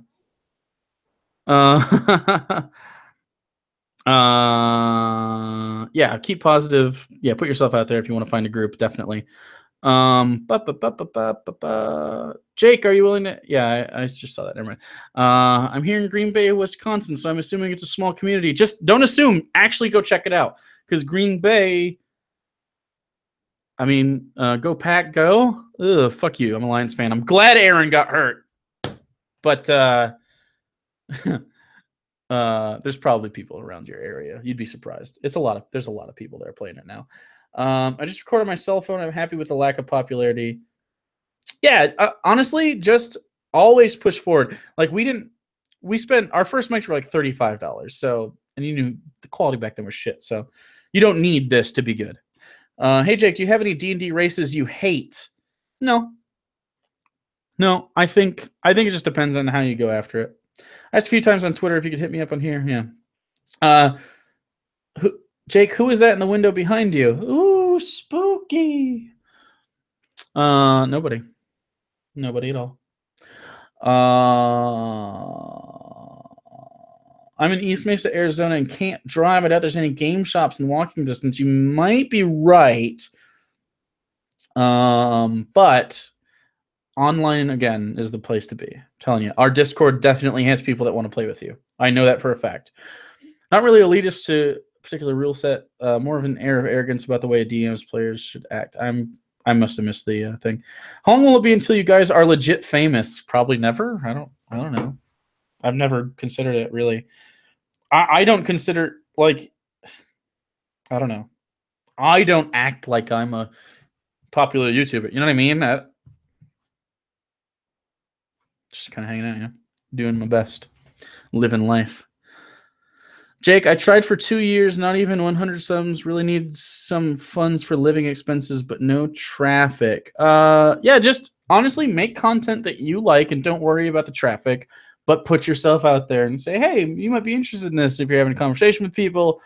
Literally, we started out, I would drop a link in the comments section if someone, as I struck up conversations with people in comments. Honestly. So, I mean, I don't know what kind of content you make. If you make gaming content, it's very hard to break in, so that's the problem. But there's some other really, really bogged down things, like just vlogs in general are hard to get through. A lot of it's traffic based, or it just may not be for you, which is fine. But make content that you like, and eventually you will break through in at least some small way. I think anyone can attain 10,000. I think anyone can do that if they genuinely mean it and have the skills that it takes. Like if you can get good at talking, you can get good at editing, you can get at least 10,000 at some point if you treat it like a craft, because it's not easy. And I know it seems like it's like just a blow off job that you don't really. It's not. I work harder at this than I work at anything else. So it's just what's your opinion on RD&D? I don't visit Reddit very often. A right way to play for the most open-ended kind of game there is. That is funny. Yeah, there's not too much great content to compete with. Yeah, sometimes you're just swamped over, but just put yourself out there all the time.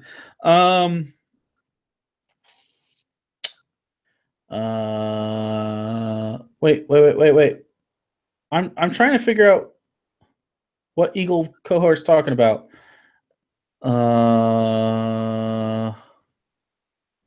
But I don't know who you're talking to.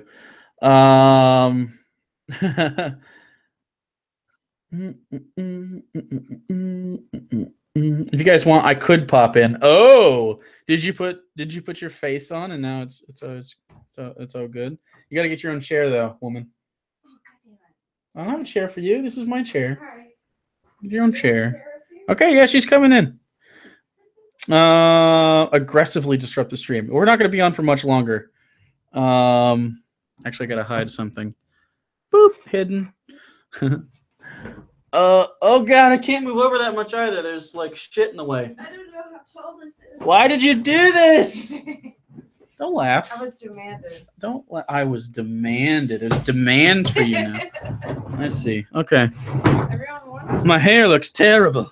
Oh, Fixed. Okay. No. Here she is. Hi.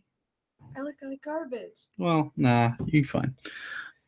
You smell good. Or do you smell like shit? No, you smell good. Hey, your song's on. My song? What's on that sweaty ear hole? Gross. Squash Drake like CM Punk and you. Are you hiding your dildos? Yes. Do you have Destiny 2? No. Did you guys paint minis? I've only just arrived. Yeah, I have some painted minis. Oh, wait, do you have a big bat I can't see? Did you pick him up? I sure did. I put them away. Put 'em away? The camera's not focusing on anything. So what Put I'm your gonna hand behind you. You got to do the old makeup YouTuber trick. old makeup. I'm not a makeup YouTuber. Usually, if you put your hand behind it. Yeah, it's just a shitty camera. Yeah, no, see, it doesn't work. It's just a garbage camera. That's fine. We're gonna be getting better cameras soon, though. So you look fabulous, Sarah. I love the hair. You're like, so pretty. Oh my God, Paramore. Jake, I'm a med cannabis user from Michigan. Make lots of vids about that. Yeah, actually, stoner videos are really hard to break into, surprisingly. Is that really? That is a really hard market? It really is. There are a lot of stoner YouTubers. That's strange. I know.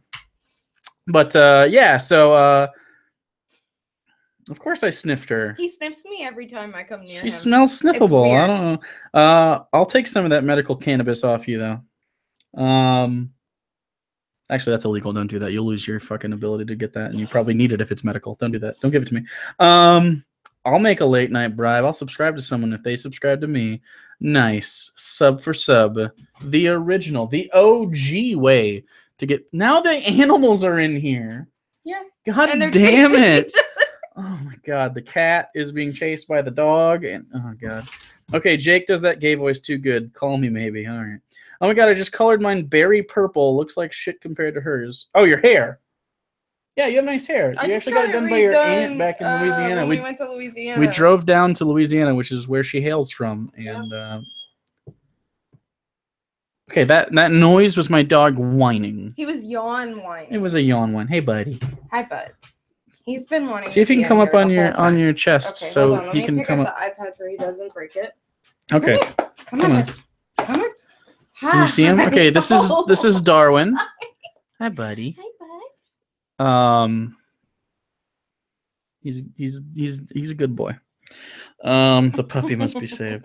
Can you two get my thing? I don't know what that means. I don't know what this means. Get my thing? Due to his brother and all the furries following Tom. I don't know what that means. Most of the weed tubers suck. I agree. I don't really watch a lot of that, but I know it's a lot. Does it bother you that we talk to Jake like he's our daddy? No. I guess. Am I their daddy? You're their mama bird, right? Yeah, I'm mama bird. The puppy must be saved. My first D&D character is going to have to be a furry rogue. I mean, if you're a furry and you want to play that, I personally wouldn't have a problem with that as a DM, unless you always try to make it about yourself, which furries often do, which is a weird thing for someone that says that they're antisocial and then they're always like, please pay attention to me. But if you don't, a big thing is, as a player, don't make it about yourself. It's about everybody. It's a team game. It's not. There are times when you'll get absolutely. Your spotlight. Oh yeah, and if you have a good DM, the spotlight will be handed to you at times. So yeah. Jake, I would be thrilled if you added back on Twitter. Just remind me tomorrow. I'm not going to look at that today. But I would try. I'm usually pretty good about that. Oh my God, it's a puppy on Sarah. Cuteness overload. Oh, Jake, you're cute too. Fuck you. I haven't smoked weed in over 6 years. We'll be leaving my job soon, and it's game on. Any recommendations for this potent legal bud? I don't smoke enough to give you advice. Who is this magical Hugo? What are you talking about? Me. Am I the magical Hugo? The conspiracy is that I'm Hugo in a wig. Oh. So. You're far more attractive than he is. I used to play D&D, and that's not just because I'm gay. Like, objectively, on a spectrum of no sexuality. You just said I'm gay, by the way. I'm gay? I said I'm gay? You just said it's not because I'm gay. No, I know. I mean, it's not because I'm gay. So you're saying you are gay. Well, whatever. But you heard it here. How dare you? Jake's the mama bird and Hugo's the weird uncle. Correct. Does that make me the dad? Lansing's the best spot. I don't know. I haven't bought weed here ever. Jake's gay. Yeah. Sorry. Surprise. Well, it's okay because I have a dick because I'm actually Hugo in a wig. That's true. So. You're welcome, I thought. Check the tooth. Let's see it. No, it does wiggle. Tooth. It is wiggly. If you're Hugo in a wig, congrats on the teeth. He does have big teeth. Ow, my ear holes hurt. I've been wearing those for like 3 hours. I like them. Have I been on here for 3 hours? I think so. It's like 3 a.m. It's 3:30. Did I start at midnight? Something like that. I thought I was like 2 hours. I could be wrong. Congrats on coming out. I'm proud of you. All right. Any questions for Sarah? Well, she's here because I'm here because I'm about ready to not do this anymore. But yeah. Got some zombies that might not be done for tomorrow. But that's fun. You know what to do with that big fat butt. Only 2 hours. Yeah. See, I'm not crazy. Like it's been longer. I have a workout in like 3 hours. Fuck. Oh yeah, you're the. Why did you pick Jake? Well, it was the she's got Stockholm syndrome. How would I have Stockholm syndrome? And I took you hostage, obviously. I'm still gonna run before I go to sleep, I think. Yeah, I've been wanting to do that all day. I just hit my hand on the desk. How long till you guys cover Stranger Things season 2? Can't wait. After Hugo watches it, I watched it. We watched it in the day it came out. Yeah, the entire night. Yeah, 9 hours. It was a great thing. Our sleep schedule is fucked. That's why we're up at this time. Yeah. Am I nearsighted or farsighted? I'm nearsighted. Not my vision's not too bad. Hers is better than mine. Yeah. One eye's actually. Sarah, can we see your work anywhere? On my Twitter and at Legend of Phoenix. Legend without the second E because somebody took the actual thing. LEGND of Phoenix. Yeah, of Phoenix. And I do have a Society 6 store too, where I sell prints for things that aren't like commissions. If you're interested in prints or anything like that. And I know about that "Walking on a Dream" song. How scratchy is Jake's butthole? How scratchy is my butthole? I'm avoiding that area. I'll get her there. I'm scared to answer that, like to figure out the answer to that. What kind of artwork are you focusing on at the moment?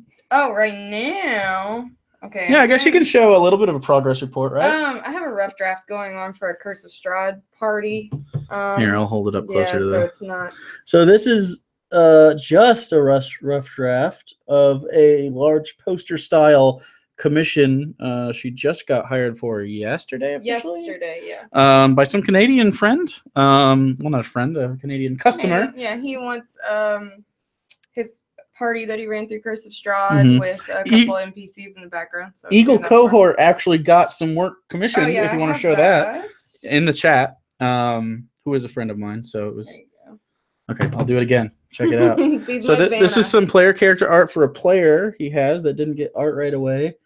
And again, you can't really see it as well. It's getting a little blown out. Yeah, a little blown out. But you can see that it is good. It just looks better when you can actually see it. There's a lot of really good detailing here.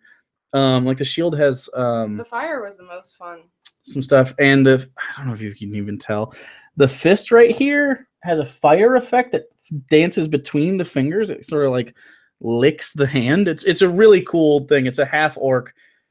Again, it looks a lot better. If you follow her on Twitter, you can see a lot of these. Yeah, I post most of my work. And so basically, you've been doing lately custom character art and custom. Yeah. You got a Magic the Gathering one not too long ago. Magic but that one's up on my Society 6 store for anybody who would want to buy that too. If you're into Magic the Gathering, it's a bunch of different characters playing together around the table. Somebody asked what my favorite DDR song was, and I don't know if I could pick. Zephyr? I played Supernova era, so I don't know what any of that means. DDR.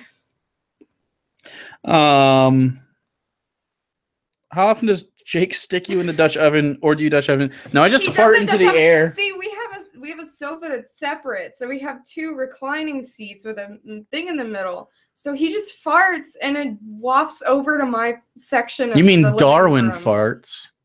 All the time.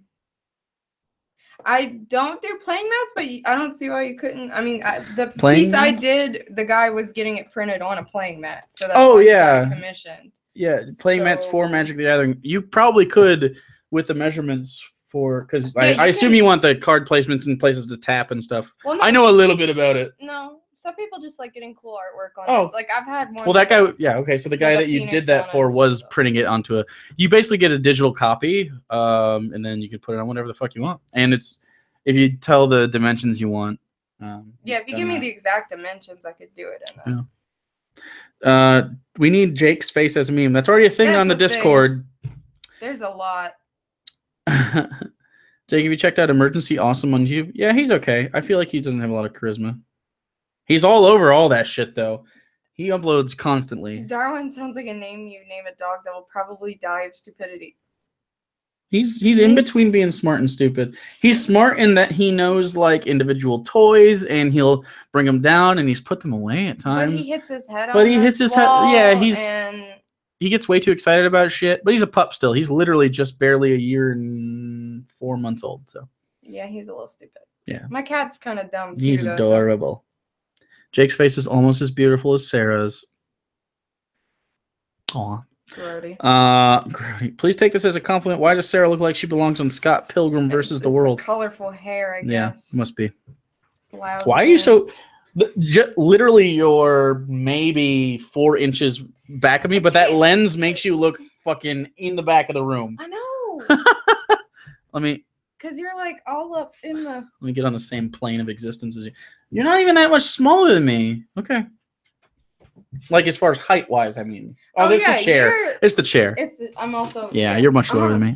I just thought I was dwarfing you in the frame, and that's not really real life, but... You're just very close. Yeah. Why do you keep wanting to put olive oil on my body? I don't know. I'm not a chicken. Olive oil him. Have you all seen Mindhunter? Oh, we binged the fuck out of Mindhunter. That was really good. Yeah. You should watch Mindhunter. We were really into true crime. We like crime dramas and like psychological things about like killers. Like real ones, though. We're a little macabre. Yeah. We listened to Serial Season 1, the whole road trip there and back from to Louisiana back. What else did we listen to? Will we ever get a Sarah Silo stream? I assume that means solo, and not a stream where you stream from the outside of a silo with like getting filled with corn. Yeah, grains. I mean, we could do it. We're in Michigan. Yeah, that's true. A solo stream, I don't know. I would never do it on this channel. Probably to do it on my own or on my Twitch or something. Morano, thanks for the D&D advice. Got to get some breakfast. Have a good night. You too. Well, have a good day. Have a wonderful day. I hope that breakfast really energizes you, and I hope you get into D&D. Jake, do you know when we can see Black Mirror season 4? I want to say it's soon. You know, I never watched Black Mirror. It's really good. We'll watch it. Gone Girl's good. Yes. Did you guys see the Law and Order? The Menendez brothers? No, I don't watch Law and Order. Wait, what's Mindhunter? Okay, so it's based on a true story. It's slightly fabricated as far as the character names. All of the characters are actually based on real people, though. It's the invention of the FBI and behavioral analysis invention unit. of like behavioral analysis unit, but specifically relating to serial killers and the classification of serial killers. Yeah. And the things that make them do what they do, and kind of how they. Have you ever seen Criminal Minds? Yeah. It's the creation of that.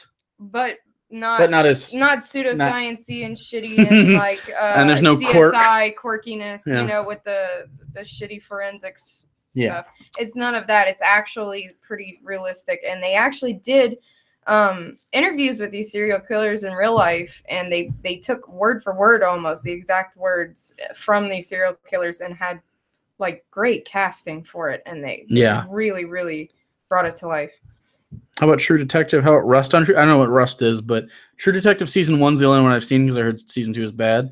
But season 1 is super good. We'll watch that too. Do you too enjoy horror movies that are so bad they're comedies? Sometimes. I feel like it was kind of like that for us. It wasn't bad. It wasn't bad. It was definitely campy. It was campy, and it made us laugh multiple times in the theater together. Jake, I think I accidentally got a girlfriend. If so, don't regret me being a goof. Did we talk about this once and I forgot about this conversation, or are you just humble bragging? I'm happy for you. Also, I appreciate your Psycho Pebbles guy. What's his name? Psycho Pebbles? Psycho Pebbles made that character while on Twitter. I can't remember his name. Is it Jeff or something? I don't know. Psycho Pebbles is a nice guy. Yeah. Criminal Minds is Justin Bieber. Yeah. Your girlfriend's hair color looks cool. Thanks, Shane. Every time. It's the hair comments. That's why I can't ever change it. That's right. Or the compliments stop. Then you'll see how. And your life just Gremblow. Really fuck. Gremblow. That's it.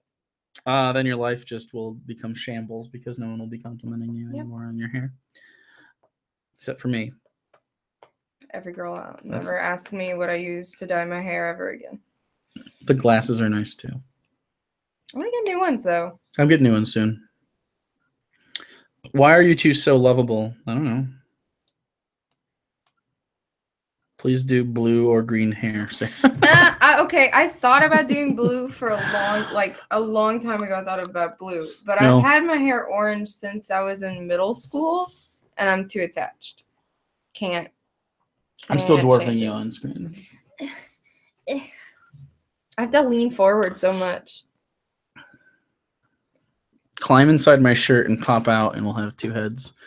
That'll look fine. I don't think I'll fit in there. No. We could go get that bacon, Jesus bacon. Dude, shirt. Someone gave me a bacon. Oh, was it on the live stream? Did they give me a bacon shirt? On the live It's like a 3 or 4X. That's way beyond me. And so it's like a dress on me. Yeah, good stuff. Jake, dye your hair to match.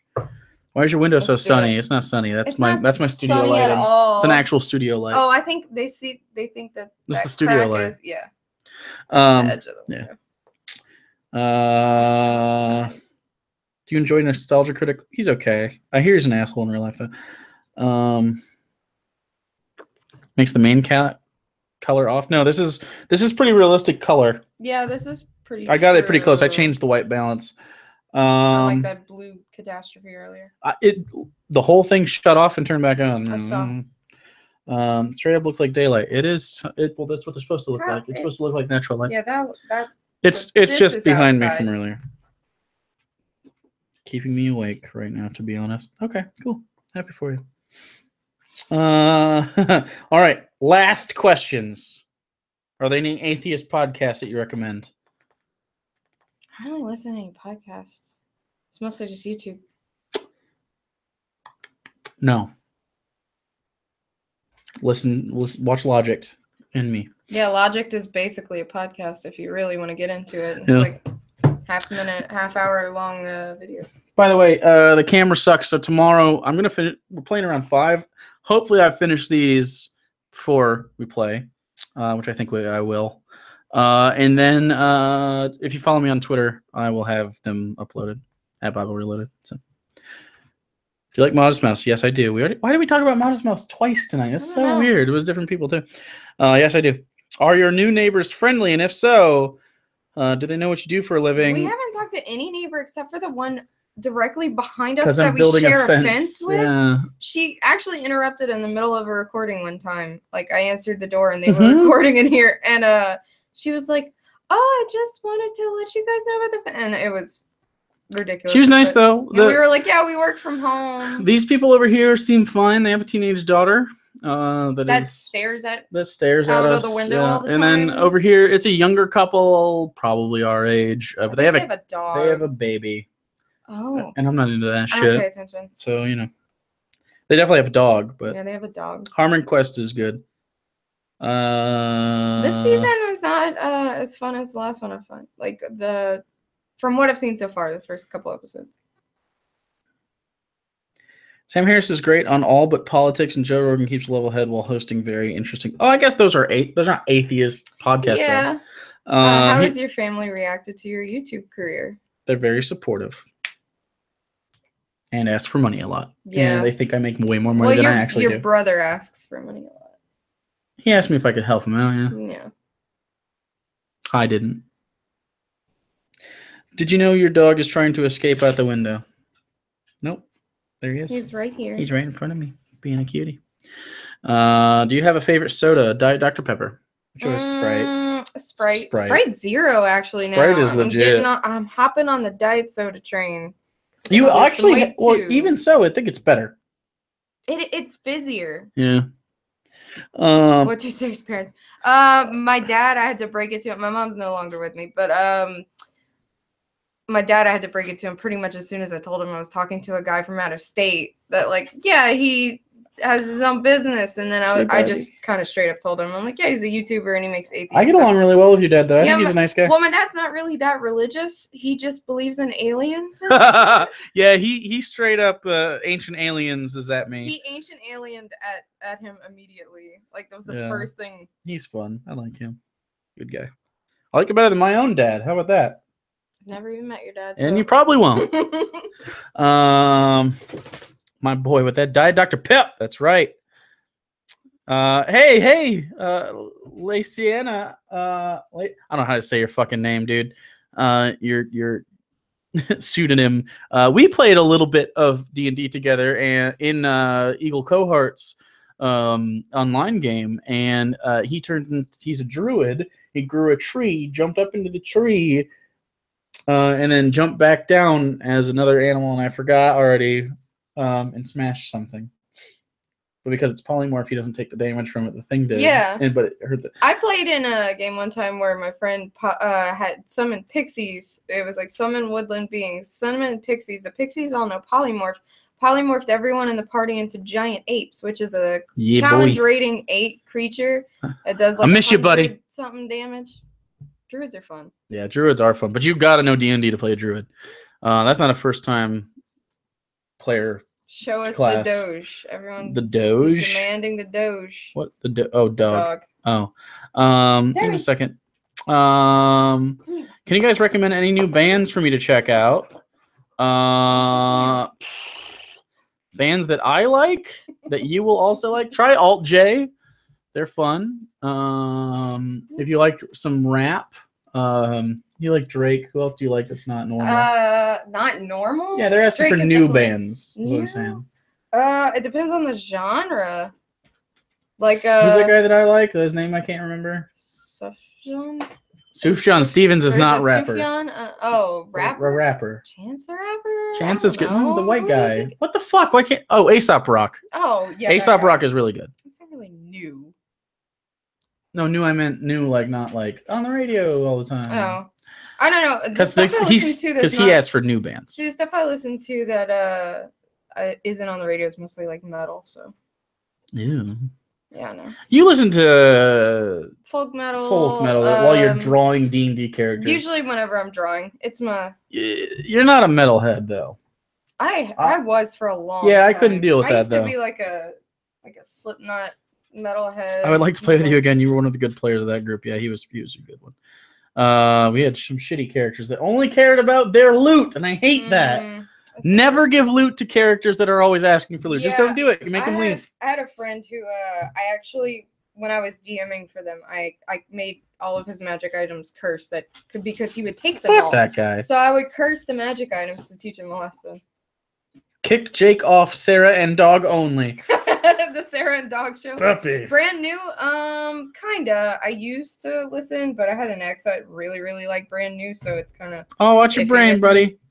He doesn't have one. Soof John Stevens reference. Yeah, dude. I just listened to Carrie and Lowell all the way through for the first time the other day. Really? Because I listened to it all the way through when we were in Louisiana finally, and I was like, oh, this is my favorite album by far maybe now. we listened to it together, then I just didn't realize it, but it was my first time I intended. 4th of July is like my favorite song now. It's a really good song. But Age of Odds is my favorite Soof John album, and then probably Michigan.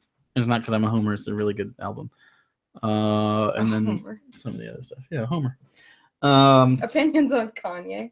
Kanye's pretty good. I think he's obviously, as a person, full of himself, and people give him flack, but I think he's a pretty good musician. He's definitely a good musician. He's changed it. It changes it up every time. Jake, I can't believe you said you liked Aesop Rock right as I recommended it in chat. Oh, my shirt says Vintage Vibes. We got it from the Postmodern Jukebox show last night. Which, again, was really great. It was last night. Fuck's sake. Oh, no. Do you like Motion City soundtrack? I listened to Motion City when I was in middle school. Yeah, I don't like players Death with Dignity is also the best. I love both of those songs the most off of that entire album. Illuvitai is one of my favorite bands. They actually just came out with a new single. If you didn't, if you're interested, they posted it on Facebook and stuff. You literally mentioned that yesterday. Yeah, they just came out with a new Illuvitai. I thought that was a PMJ shirt. They are really good live. It was super They're coming awesome. back to that event center that we went to. I don't know when, but we're going to that. We're also going to, I haven't bought tickets yet, so if it's available, we're going to it. But not Jamie. What's the other guy from Mythbusters? Adam Savage and Michael from Vsauce. Yeah. Brain Candy. Yeah, and we're going to go to that in November, I think they're coming out. So that'd be fun. City away, but like it's not November a far drive. 26th, I think. Yeah, looks like a lot of fun. Stream about nothing but music. We would just fight. Yeah, you're probably. wrong. It's fine. Everyone would want to talk about metal. What's Sarah's YouTube page? Do you even have one? It's just Legend of Phoenix, but I don't post anything there. Oh yeah, I guess you can just click on her thing and chat and go up there. But you know what? Jake and Sarah do a stream. Oh, you already read that.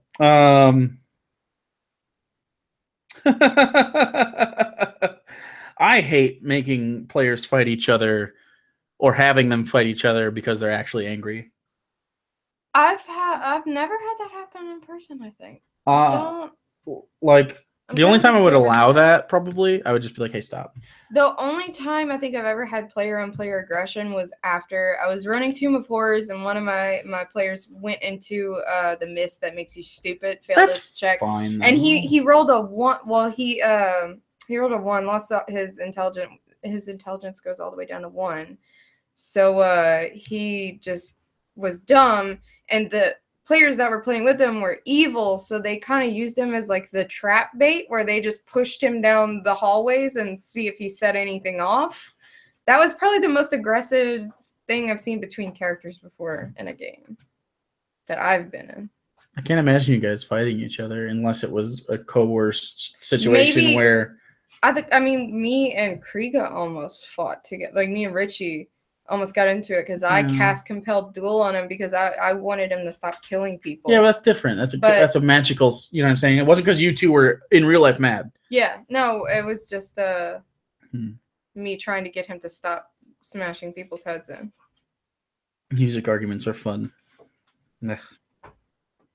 I had another player that was a rogue steal a valuable object from me. It was so hard not to metagame. I I wouldn't allow it. I would just say that they failed. I've definitely stolen I stole something off of someone. My wizard. I was playing an air cooking wizard, and somebody had an artifact on them. I stole it off of his sleeping body.